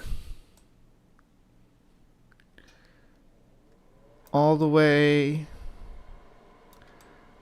up to here, I believe. This might continue on as Hatteras Island, I'm not sure, but I think this is Currituck Island, but I know that this sound, or sorry, not sound, this inlet right here is part of the island, because this, at low tide, this is land too. Anyway. Due to the absence of concrete evidence and the presence of enigmatic clues, the abandoned settlement is the subject of wild speculation and theories. Turn it up a little bit. I can't hear it. I'm going to speed it up too. It comes as no surprise that theories on the disappearance of 115 people can range from plausible to absolutely wacky. The colonists were eaten. Although there is evidence of cordial relations with some tribes in the area... I want a tricorn hat. Let's do it. I keep having trouble finding a sun hat that meets my standard. You need a tricorn hat if you're going to fit it in the colonies. At least you don't got to wear the stupid collar. I'd rather live in the tricorn hat era than the stupid collar era. But the tricorn hat era, I guess, came with stupid ascots. So yeah, some Native American tribes may have been hostile to the Roanoke colonists. There is a Look at that theory ass. that a cannibalistic tribe could have attacked and eaten the British colonists. If Every- accurate, this would everybody who wasn't white was a cannibal, of course. That's the story they want to tell you. That's the narrative that they weave. explain why no corpses or skeletal remains have ever been recovered. Bone powder was a And you know, when you're a cannibal and you eat people, you eat their skeleton too. Skeleton's where their magic power is. So you gotta eat that up. common constituent in the medicinal remedies of numerous indigenous cultures. Although it is a time-consuming task, they would have had ample time to complete it, as White was absent for 3 years, and it is impossible to pinpoint when the settlers vanished. There was So did you just claim that the natives killed the settlers, ate them, and ground their bones to powder? That's the... You think that the natives were just... It was just Hannibal Lecter. Yeah, all the Croatoan Indians were cannibals. no conclusive evidence that any local communities practiced cannibalism. But there is evidence that Jamestown colonists engaged in cannibalism in 1609. After multiple unsuccessful harvests, it is conceivable that the colonists in Roanoke succumbed to consuming human flesh as well. Now, I don't doubt that there may have been internal cannibalism. That would make a lot more sense than the natives who lived here and already knew how to survive in that land for thousands of years would have resorted to cannibalism when there's much safer things that they could have eaten. The colonists were massacred by Chief Powhatan. In 1607, colonists from the Jamestown colony tried to find out what became of their unfortunate predecessors. Secretary William Strachey of Jamestown asserted that the Native American Chief Powhatan, Pocahontas' father, confessed to leader John Smith that his tribe massacred the colony as retribution for allying with a rival tribe. Powhatan allegedly acquired a musket barrel, brass mortar, and pestle that he had stolen from the colonists. However, historians and anthropologists dispute this account, as Strachey is the only source for this confession. Smith did not mention it in any... Yeah, it's like confessions of murder from native people wasn't a uncommon thing. Sometimes they would get them to say it and they don't even know what they were saying in the language, right? They would just teach them to say the confession out loud. And if they said it right, then before court or whatever, then they'd be executed and that would be the end of it. And they did do that too. The Spanish were notorious for doing that, teaching them how to confess to just for simple things because the Spanish colonies were super Catholic, and they would get them to confess to they would put a cross down on the side of the road, and if they didn't kneel before that cross when they passed it on the roadside, they would get in trouble for shirking reverence for Christ and things like that. It was a really shitty way that they did. They did natives so bad, but they would teach them how to say, I did this or I did that in a language they didn't even speak, and then prosecute them for it or execute them for it. any of his writings. A contagious illness drove the colonists insane. Native American communities asserted that they witnessed internal conflict among the colonists of Roanoke. Based on this evidence, some archaeologists hypothesize that the Roanoke colonists contracted a plague. Those infected with the disease may have experienced delirium, paranoia, or even complete lunacy. Those who were not afflicted... I mean, there was a lot of plagues going around. I mean, at this point, while the English are getting settled in on their little island in North Carolina, like South America, like the whole continent, and Central America into Mexico, the whole place is like in flames with plague. The whole population, hundreds of millions of people, infected across the continents, I suppose I should say. It hadn't quite reached the east coast of North America at this point, but a lot of the South American population was already wiped out by this point. We're talking, I'm not exaggerating, it's like 95%. Like if you look at the populations in the Amazon, for instance, it's like 95% of the population was wiped out. Like when we look at the first travel down the Amazon River, for instance, they talk about cities of hundreds of millions of people, right? Cities that go on for miles and miles along the riverbanks. It didn't take long for the Amazon to take it back, because the Amazon is hungry, and the forest floor is a giant stomach, and there's no giant stomach in the world quite as big as the Amazon. So all these civilizations and cultures were just swallowed up and forgotten. And we're just now starting to discover where they were and see some of their foundations and stuff. It's really cool. But all that was happening at the same time that this was happening in North America. And there may have been some disease working its way up the coast from Spain, the Spanish colonies. Long before this, maybe into Florida and on up the coast. But I don't think that there was that it would have affected the colonists as much as it would have affected the native populations. It would have killed those who were for fear of contracting the infection. Spanish troops murdered the colonists. Some believe the Spanish were involved in the disappearance of the Roanoke colonists, given that England was at war with Spain at the time of the colony's disappearance. Among other things, Spain and England were at odds over the colonization of the Americas, and Spanish troops were stationed in Florida at the time. About this, I don't think that if the Spanish had did it, that they would have kept it a secret. I think they would have bragged about it. And like, yeah, don't try that again. Don't try to colonize over here again. We'll take you out. The colonists were sabotaged as part of a plan to discredit Sir Walter Raleigh. Lee Miller, an anthropologist, believes the colonists were victims of a conspiracy hatched by Sir Francis Walsingham, the Secretary of State for England under Queen Elizabeth I. Miller theorizes in her book, Roanoke, Solving the Mystery of the Lost Colony. Was it because he didn't like having to wear that stupid collar? That thing would annoy me so much.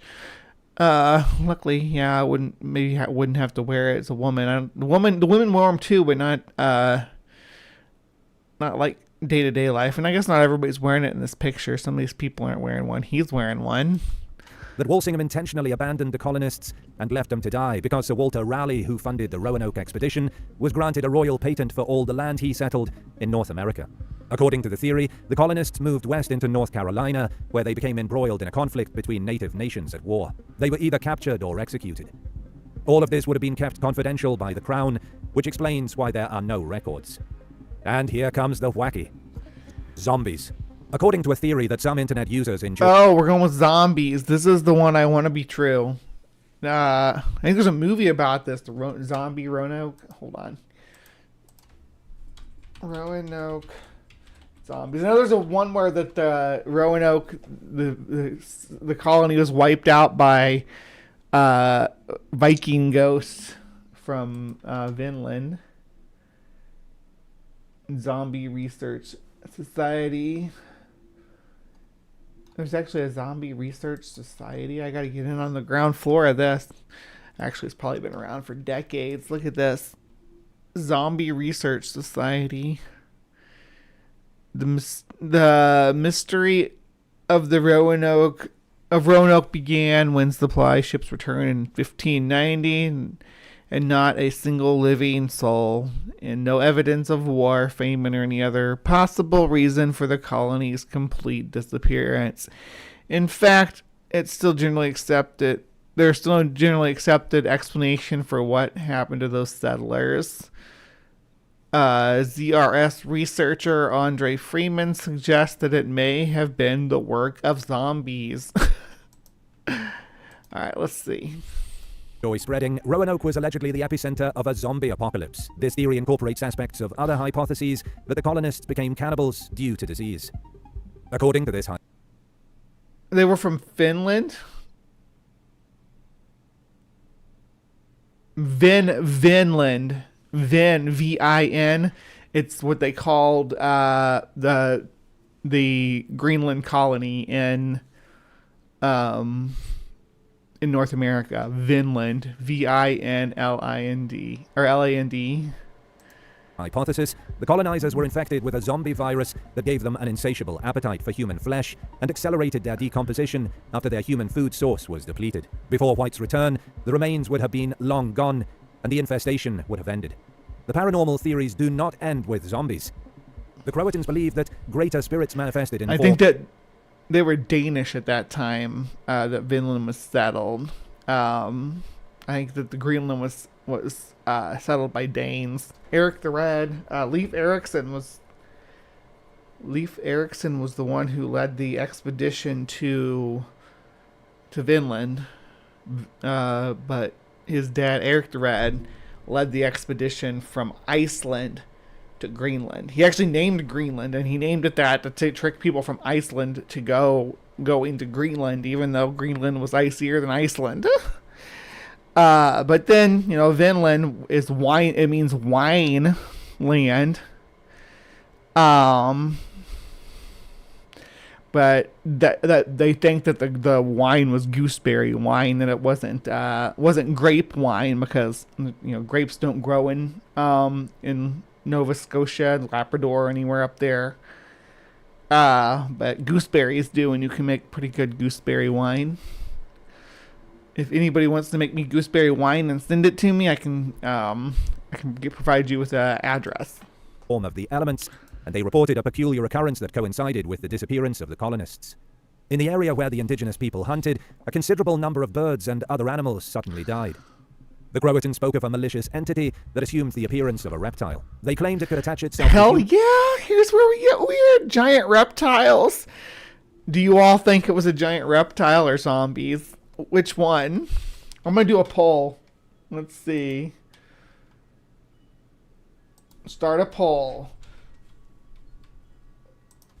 What happened in Roanoke? Alright, and we're going to do, let's see, Viking Ghost. Alright, and then we had Zombie Plague. And then we'll have Giant Reptile. And then we'll have some kind of cannibal.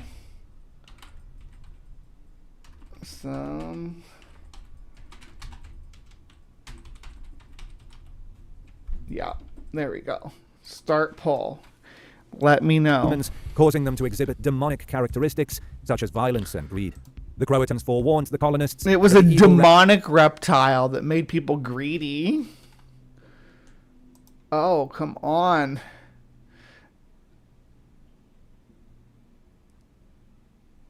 Oh, the poll's going wild. Wild. Nobody believes in zombie plague, though. Reptilian spirit was infecting the entire region. When the colonists started fighting amongst themselves, they realized...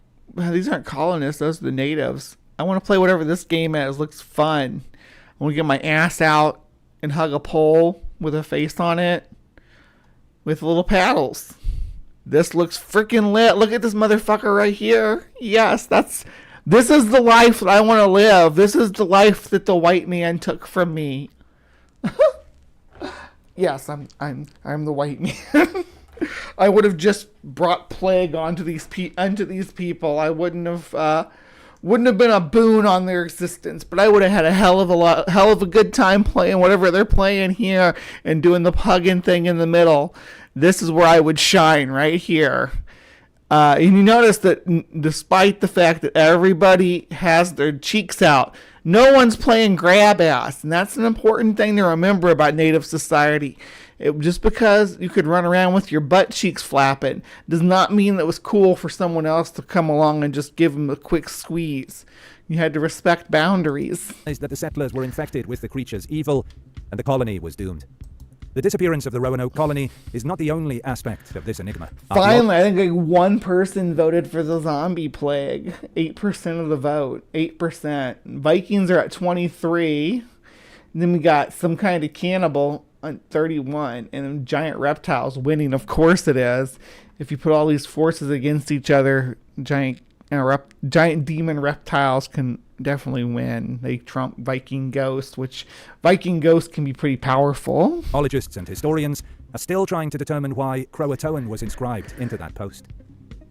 The word Croatoan is surprisingly associated with a strange event a few centuries later.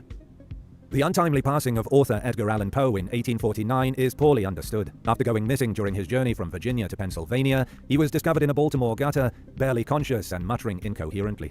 On his deathbed, Poe whispered the word Croatoan. It is unclear what medical condition he had, and his official cause of death is also in doubt. All medical records and his I wish they'd stop acting like Croatoan's like some mystery word or something.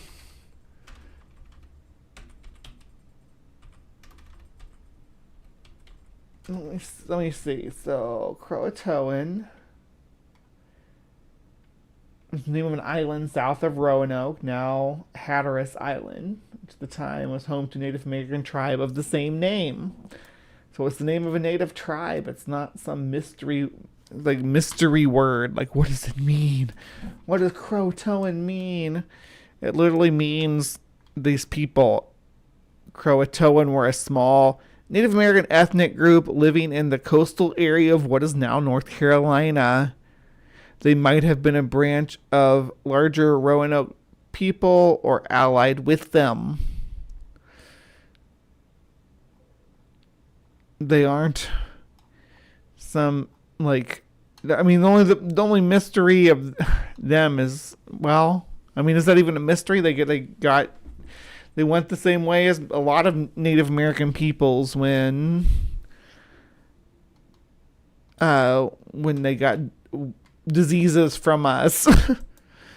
Anyhow. Certificates were lost. Could he have had the same experience as the vanished colony? This enigmatic word has also appeared in other mysteries. Before his 1888 release, infamous stagecoach bandit Black Bart allegedly carved the word into the wall of his prison cell, was released and was never seen again. The writer Ambrose Bierce disappeared in Mexico in 1913, and a post of the bed he slept in allegedly bore the word Croatoan etched into it. The word also I didn't know that about Ambrose. That's interesting. I know that author, though. I've read some of his work. He had a story about Wendigo, I believe, that was pretty good. Was on the final page of the logbook of the ghost ship Carol A. Deering, which ran aground in 1921 near what was formerly known as Croatoan Island, near Cape Hatteras. Amelia Earhart allegedly scribbled the word in her journal, discovered after her 1937 disappearance. Allegedly. A lot of alleged is going to do a lot of heavy lifting here.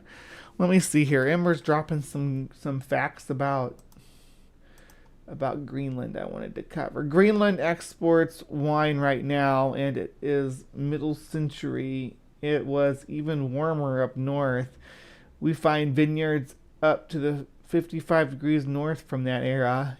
Yeah, that's pretty cool. The Vikings settled, Greenland and Iceland, really, during what was called the medieval warm period, which is the warmest time frame during the Common Era, during the CE, and it was a lot of ice-free regions.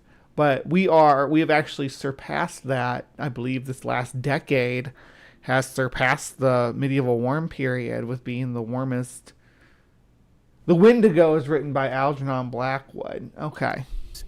Contrary to popular opinion, opinion, what did Ambrose Pierce write? Some experts believe that the colonists left some evidence behind before they disappeared. The Dare stones are a collection of 48 stones carved with inscriptions purportedly written by the survivors of the Roanoke colony. The rocks, which were discovered between 1937 and 1940, recount a dramatic tale. Except for the first stone found, it has been determined that most of the stones are hoaxes. This stone, known as the Chowan River Stone, may have been engraved during the colonial period. In the summer of... So there's one stone that was actually may have been carved by people when the colony was still active, and then a bunch of hoaxes. Okay. 1937, a California tourist named Louis Hammond discovered the first stone. Hammond took the stone to Emory University in Atlanta, claiming he discovered the 21-pound stone while searching for hickory nuts along a recently opened stretch of Highway 17 near Edenton, North Carolina. The carved initials are believed to belong to Eleanor White Dare, daughter of the colony's governor, John White, and mother of Virginia Dare. In April 1941, the Saturday Evening Post published an article condemning the Dare stones as forgeries, citing anachronistic language and a consistency of spelling that was unprecedented at the time. After this, the Dare stones ended up in a So, anachronistic spellings, huh? That sounds very damning. Unless you're saying this from a time traveler. basement at Roanoke University, a disgrace for the academics involved. However, scholarly attention is occasionally turned to the Chowan River stone, the original Dare stone discovered by Hammond. It is made of a different rock than the others. A bright white quartzite interior and dark exterior would have made an excellent choice for Eleanor Dare's letter to her father. And in the 1930s... Does it have the anachronisms on it?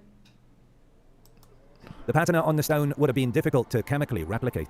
In addition, it lacks the anachronistic language of the other stones. According to some experts, the only possible anomaly is Eleanor Dare's signature. Come on now, I got 30 of you all watching right now, and I've only got 15 votes on this poll. How are we supposed to know what took the Roanoke colonist?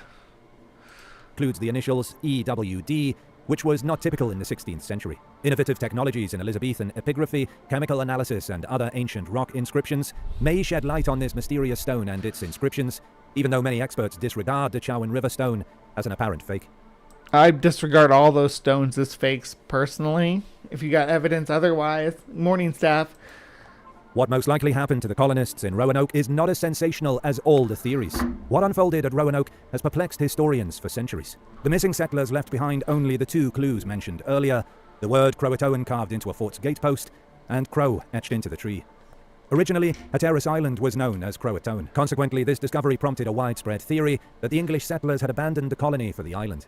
Now the excavation work of archaeologist Scott Dawson has potentially proven this to be true. Scott Dawson is uniquely qualified to investigate what happened at the Roanoke colony. Hold on. In addition to being an island native with family origins dating back to the 1600s, he is also an experienced archaeologist and the president of the Croatoan... So again, Hatteras Island is huge compared to Roanoke. And there's like not even that much... like during low tide, you could practically take a paddle boat. No, you can probably take a paddle boat there any time of day. It's very close. This is all Hatteras Island again. From here, it's long and skinny, all the way down to here. It runs like a third of the height of the state. So it's a pretty big island. And I think most of the population live down here, though. Obviously, this is going to be more easy to live on than these thin sandbars here, where a nice hurricane will blow you right into the bay. But yeah, there's Roanoke Island and Hatteras Island down here. All right, back to the video. Archaeological Society, an organization dedicated to the historical event. The author of The Lost Colony and Hatteras Island argues in his book that the lost colony was never lost. In 2009, professional archaeologists and local volunteers began excavations on Hatteras Island. A few years later, in 2013, scientists began to find evidence that supported their theory. Copper rings, sword handles, earrings, writing slates, and glass dating to the 16th century and originating in England were discovered. Dawson pointed out, "As much as I believe the colony went down to Hatteras, I never actually thought we were going to find it. I can't believe we found what we found. It's kind of surreal." Professor Mark Horton, who assisted Dawson with the excavations... Well, I mean, but are we looking at artifacts that say that they settled down there, or that the stuff that was in the colonies, the items that were left behind in the colonies, were looted and brought down there, or just taken down there for whatever reason? I feel like we're jumping to a conclusion there. Obviously, if there's some support of this, I love to look at it, but it's all conspiracy stuff as far as I know. Explains that the Roanoke Enigma was the result of natural human dispersal. When these colonies become abandoned, you get massive political eruptions and disagreements and people walking out and things, he said. So it's not unlikely that one group might have gone up the Chesapeake, up the Albanal. But I'm pretty confident one group at least, probably the pretty substantial part, came out to Hatteras Island. Researchers believe they located the survivor camp on Hatteras, where the colonists lived before assimilating with the Croatans. According to Horton, these Native Americans were where they died. It was a good place with one's allies, in a place where you could potentially be rescued. We not only found evidence of mixed architecture of houses, but also metallurgy, where they had blacksmith shops and were also working in copper and lead, and this continued right on into the 1600s, Dawson has said. It's hard to say how many, but a few dozen at least lived for a few decades down there in the villages and continued to work in metals. They discovered several gun parts, which the stranded settlers combined with sections from other firearms because they could not obtain replacements. Earrings and wires were repurposed. That's kind of cool that they customized their own firearms with pieces of different ones to create weapons to defend themselves and to hunt with numerous other objects That's that were pretty repurposed cool. for more practical purposes. Before John White even left the colony, they were already hand and glove with the Croatones anyhow, said Dawson. So when he told them to write down where they were going, and he saw that message 3 years later, he didn't say, "Oh my God, what does this word mean?" He knew exactly where that was and why they were there, and he said so. Despite this clear sign, it would take archaeologists over 400 years to confidently trace the Roanoke colonists back to Hatteras Island. So There are no numerous giant mysteries and reptile? inexplicable occurrences in American history annuals. From ancient times to the present, mysteries persist, crimes are never solved, cryptozoological creatures skulk in forests and lakes, and people go missing. They are never found, the government is suspected of covering up their existence, and accepted written history is frequently called into question. Undoubtedly, some mysteries will never be solved, while others inspire new generations with advanced technologies to seek answers, and still others remain the subject of heated debates. It seems that for now, the mystery of Roanoke has been saved by good old archaeology. If you love our content and want to support the channel, feel free to check our web shop there's where you still can find no- exclusive true crime merch brought to you by Bad Things. So yeah, I don't have merch right now. I should get some merch. But when it comes to let's end the poll with you all and say looks like a giant reptile for the win. Some kind of cannibals did come in second place. The Viking ghost was in third place, and then zombie plague. We're not really feeling the zombie plague, which is okay. We've talked about zombies before and how zombie plagues are pretty impractical for an impractical way for a disease to spread. We've talked about that ad nauseum, I think, when I did my zombie episode. But regardless, when you look at this region, you think of all the mosquitoes that are going to be, like, this is all swampland, right? I don't know how to express this to you all enough, but this is marshiness. Look at that. And this is after modern drainage and stuff. Where's our island? Yeah, there we go. Like, it's hard to express how swampy this area. Well, and right here they've got lawns and stuff, but like all this out here is marsh, salt marsh. It's not a lot of arable land, and it's surrounded by marshes, right? So, and even like the inlets and stuff don't, other than the developed stuff, this was not a good place, I don't think, to build. I'm not saying that coming all the way down here is any better. I don't know. I'm not. There's like here's Hatteras, right? I'm not saying this is necessarily a better place, but there's certainly better places. Like, here's Williamstown, Plymouth. You got all these. Here's Roanoke Rapids, Richmond, all these places just a little bit further upriver. This peninsula here would have been good. Yeah, was that Cape Charles? But you know, they did what they did. They lived where they had to. Where they had their grants. I just don't think it was the best choice. But I'm also not Sir Walter Riley. What do you think, though? Do you agree with our poll today that giant reptiles are probably the most likely culprit. Now, I do want to say that North Carolina didn't have alligators at this time. Like, alligators are just now moving that far north due to climate change. So if that's the giant reptile you're thinking about, you might want to rethink that. But speaking of animals moving north, we'll be covering armadillos in Bree's Beast Theory, so stick around for that. All right. But for getting weird with it and exploring the reason for the Roanoke disappearance, I'm gonna call that an end to the segment. Please remember to be kind, take care, and we will see you next time. All right, like I was saying, stick around because we got migrating armadillos up next. If you're interested in that, if you like Bree's Beast Theory, I will be back with you in just a moment. So, hang tight.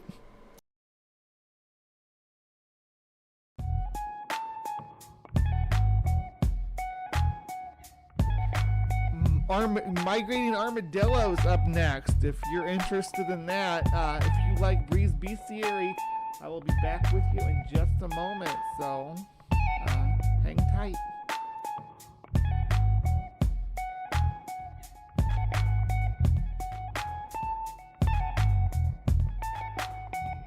Migrating armadillos up next. If you're interested in that.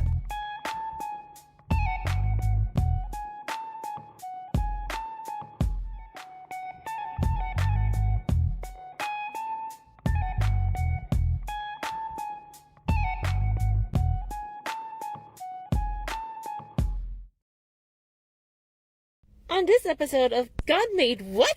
Now, normally I like to talk about cephalopods, but this time we're going to talk about a different type of mollusk. This is the Limix maximus, otherwise known as the giant leopard slug. And it deserves that name. I mean, look at the size of this thing. Now, despite its size, it still falls short in compared to the great black slug. And I wanted to bring up these creatures because they're not only hermaphrodites, but also because of their mating ritual. So what they do is climb themselves up into a high point, play a little bondage by hanging from a slime rope, and they not only intertwine themselves, but they also intertwine their little dinghies, located behind their head of all places. And look, when they climax, they form this flower thing to exchange sperm. And once they're really done, all the one does is just plop themselves to the ground while the other one climbs back up the rope. So for anybody that still thinks that in nature, sex happens between a male and a female organism, here's these guys.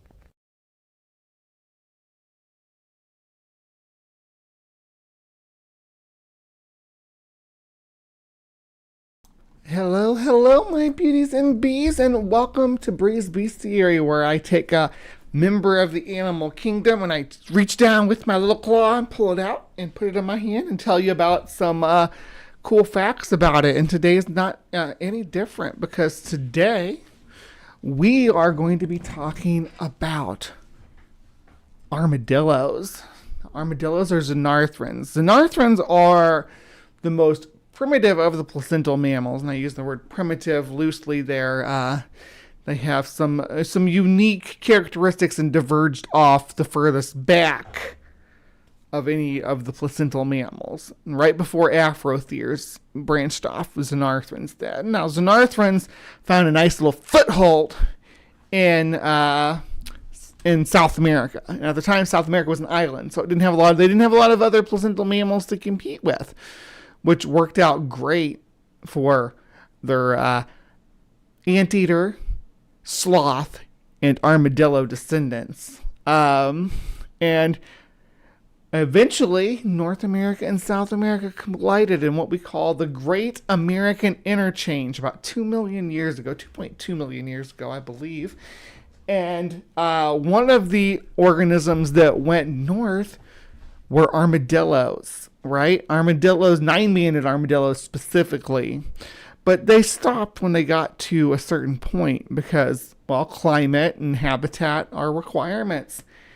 But other xenarthrans did make it all the way up into North America, including giant glyptodons and all sorts of cool animals, giant ground sloths. We had a variety of xenarthrans that populated North America, but the 9-banded armadillo it seemed to have met its barrier at the Rio Grande for a long, long time. But not anymore. Let's explore. And I guess I can tell you about the channel here that I'm talking about. This is Backyard Ecology. Got 21K subscribers. Pretty cool channel. And this is... Open this new tab. There we go. A channel that covers all sorts of nifty stuff, from birds and plants to armadillos that we're covering today. A pretty sharp individual. And if we enjoy this, we might visit again. But let's dig right in. The United States is experiencing an armored invasion. The United States is experiencing an armored invasion. Well, okay. More of a range expansion. And I'm not talking about tanks, but the cool armored mammal known as the nine-banded armadillo, Dasypus novum cinctus. I'm Anthony. Dasypus! I like that. I'm going to call it Dasypus for now on. Instead of saying nine-banded armadillo, I'm going to be like the Dasypus. Backyard Ecology, and today I'm going to tell you about the rapid northward expansion of the nine-banded armadillo into the United States. The nine-banded armadillo originated in South America. Xanatrans, Xenarthrans. It's Xenarthrans.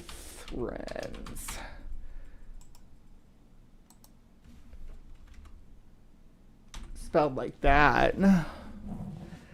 It's still, Robert Madewell's got it. Yes. America, and was not found in the United States prior to 1850. This was probably due to three main reasons: lack of suitable habitat, heavy hunting pressure by indigenous peoples, and the Rio Grande River. As Texas was settled, the fires that kept much of it in a grassland state were abated, and a more scrub brush type vegetative community became more common. Just the type of stuff nine-banded armadillos prefer. I might be a nine-banded armadillo. I like scrubland better than grassland. Pressure by indigenous people was greatly reduced, and ferry boats and bridges were installed along the river. Although armadillos are capable swimmers, they much prefer to walk to their destination. I didn't mean to do that. Dang. They're illegal immigrants. Any armadillos crossing the Rio Grande, either by stowing away on a barge, casually crossing a bridge, or channeling their inner Michael Phelps to swim the river.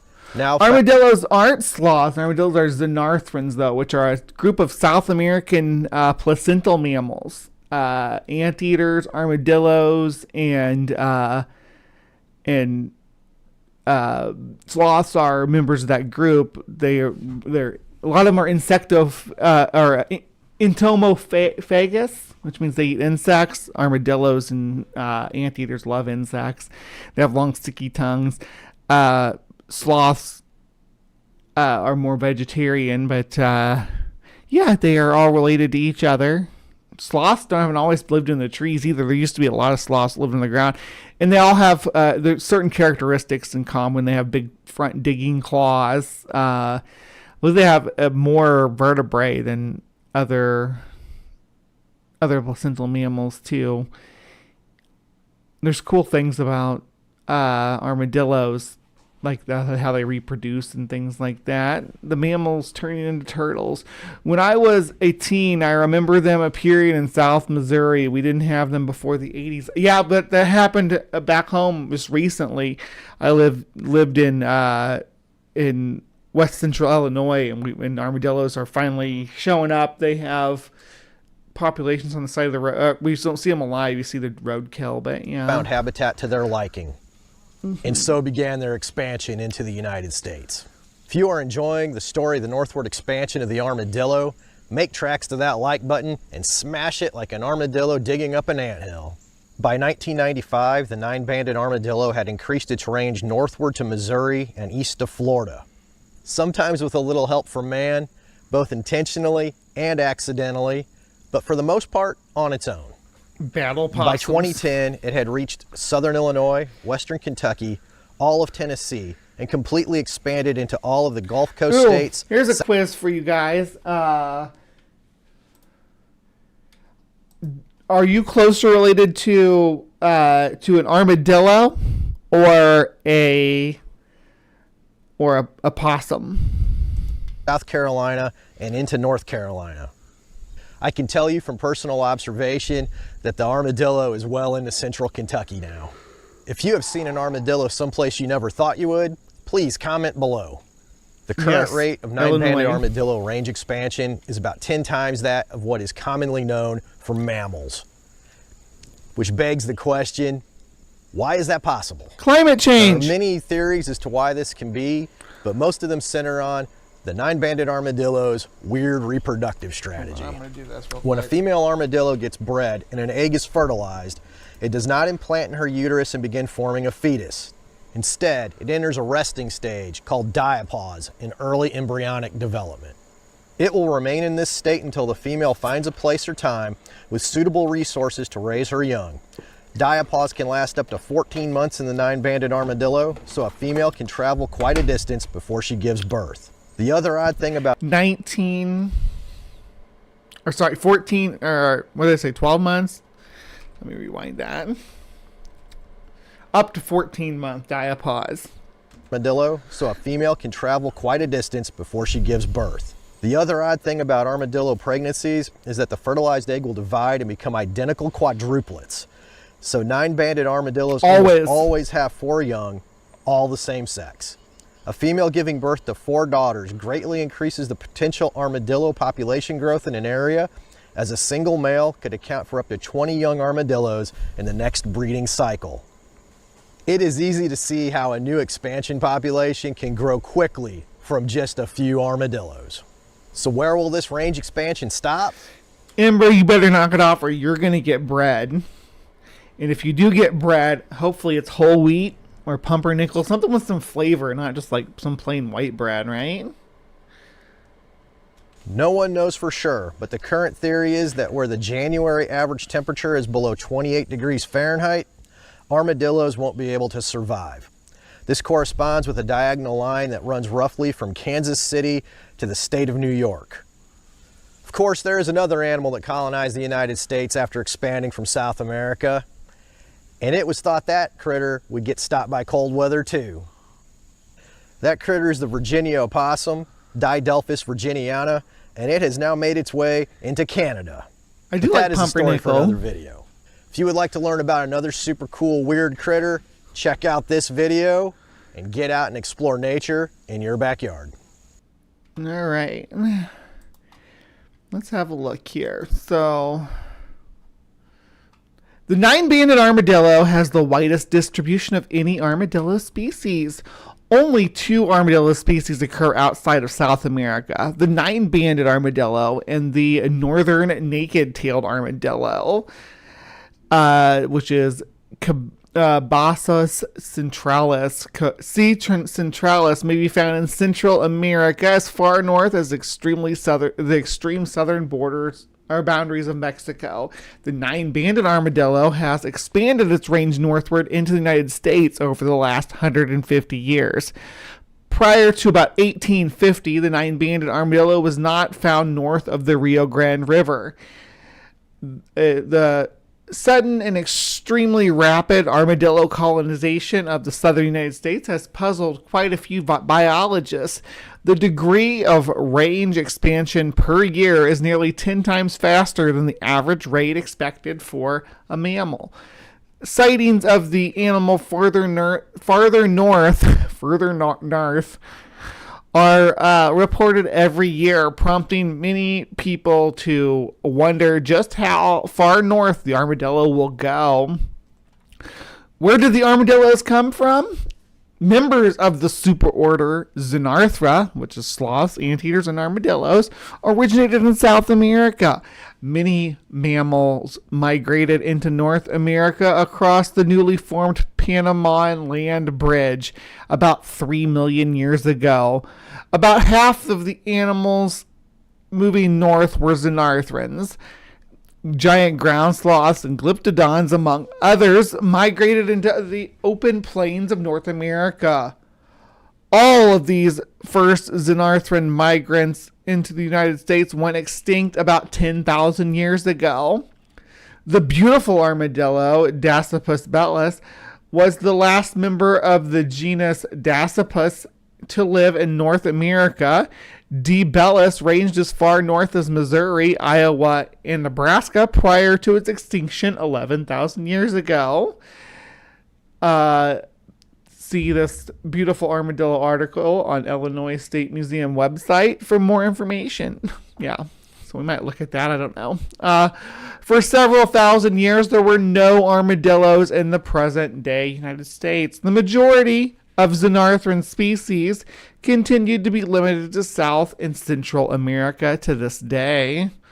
Why is the armadillo moving north again? The 9-banded armadillo's remarkable invasion of the United States appears to be due to a combination of factors: larger rivers, hunting by humans, and unsuitable habitat properly contributed to the scarcity of armadillos in the United States prior to the 1850s.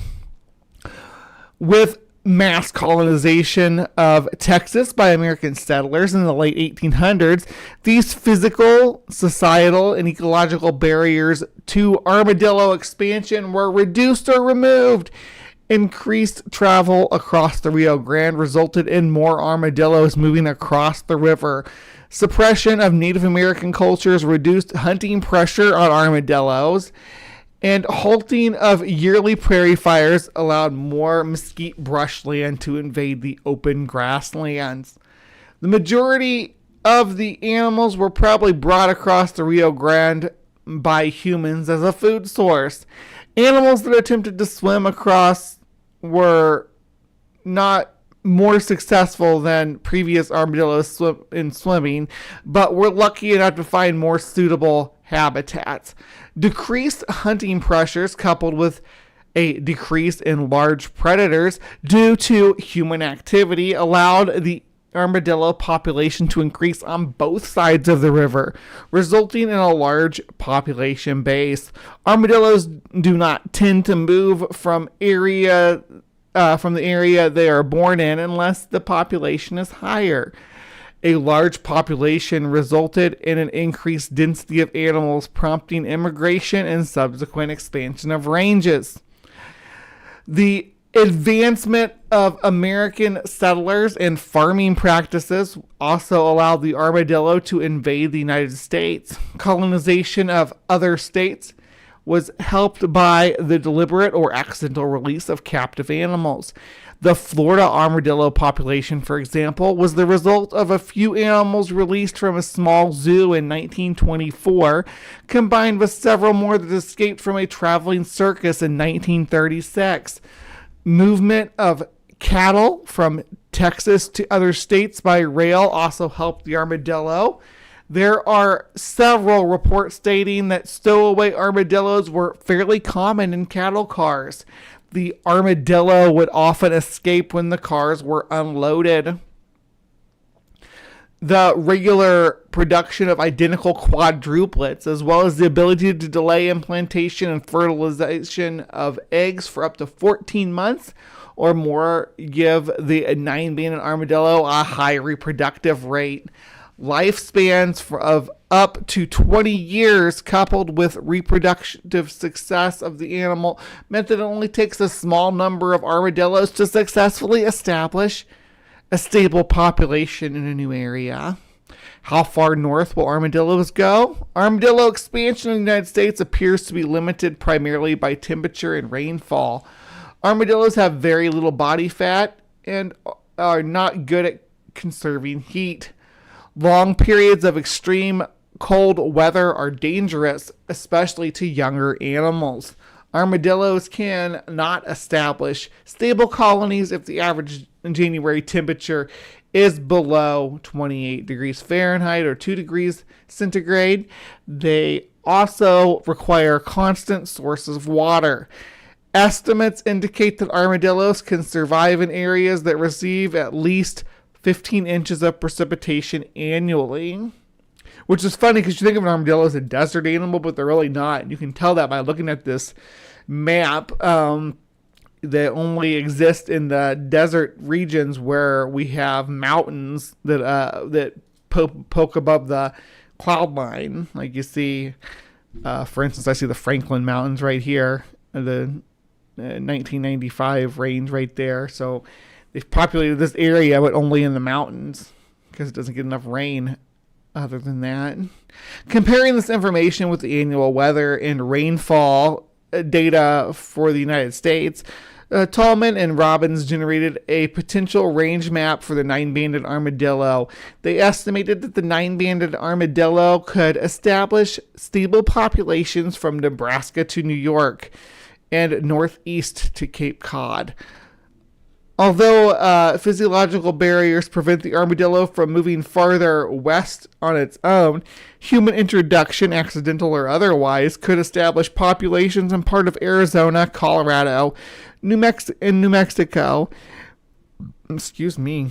Animals released on the west coast could range from California to Washington and into parts of Canada. Regions of eastern Washington and Oregon and parts of northwestern Idaho could also support armadillo population.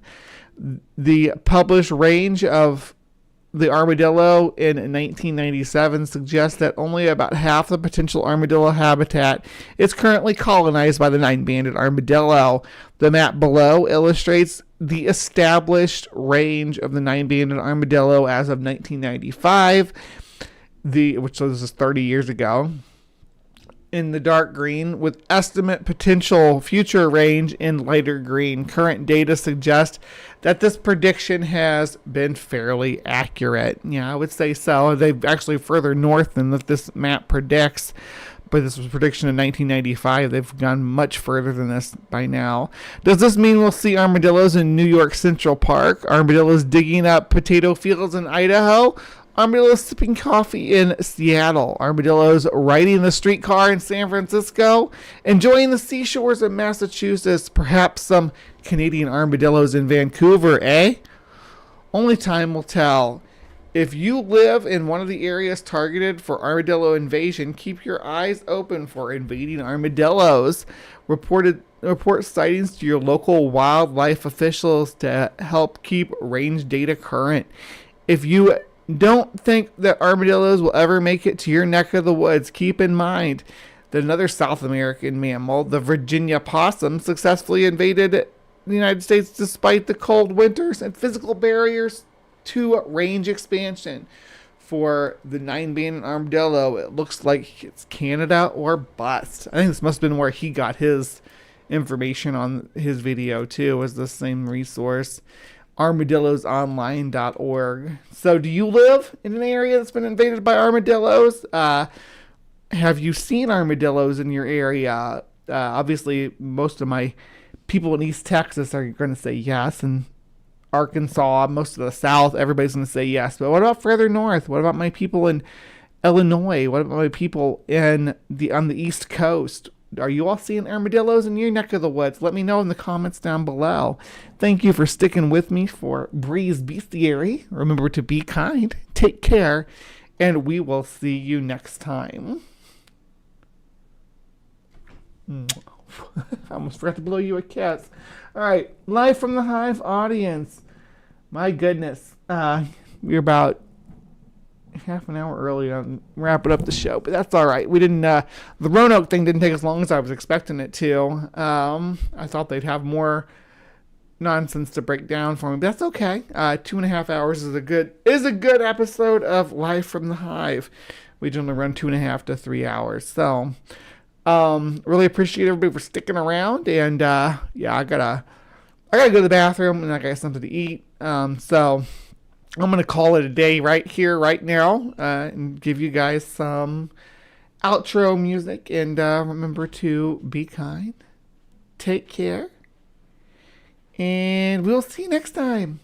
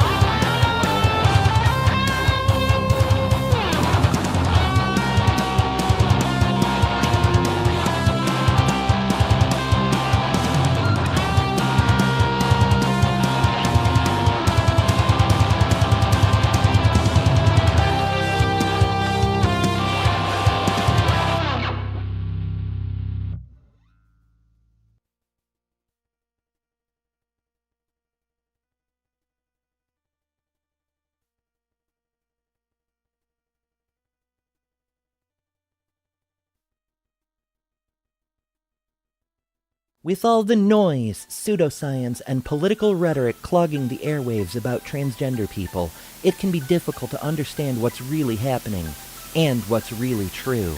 Good news, everyone! Welcome to The Transpositions, your compass in the rugged landscape of transgender issues. Here, we strive to be the beacon of authenticity, providing a platform that amplifies the voices and experiences of the transgender community. From breaking news to in-depth features to breaking down the real science, we are committed to fostering understanding, empathy, and empowerment for all individuals across the gender spectrum. Join us as we navigate the complexities, celebrate the triumphs, and advocate for the rights of transgender people worldwide. Together, we can redefine boundaries, challenge stereotypes, and champion inclusivity. Subscribe today. The link is in the description.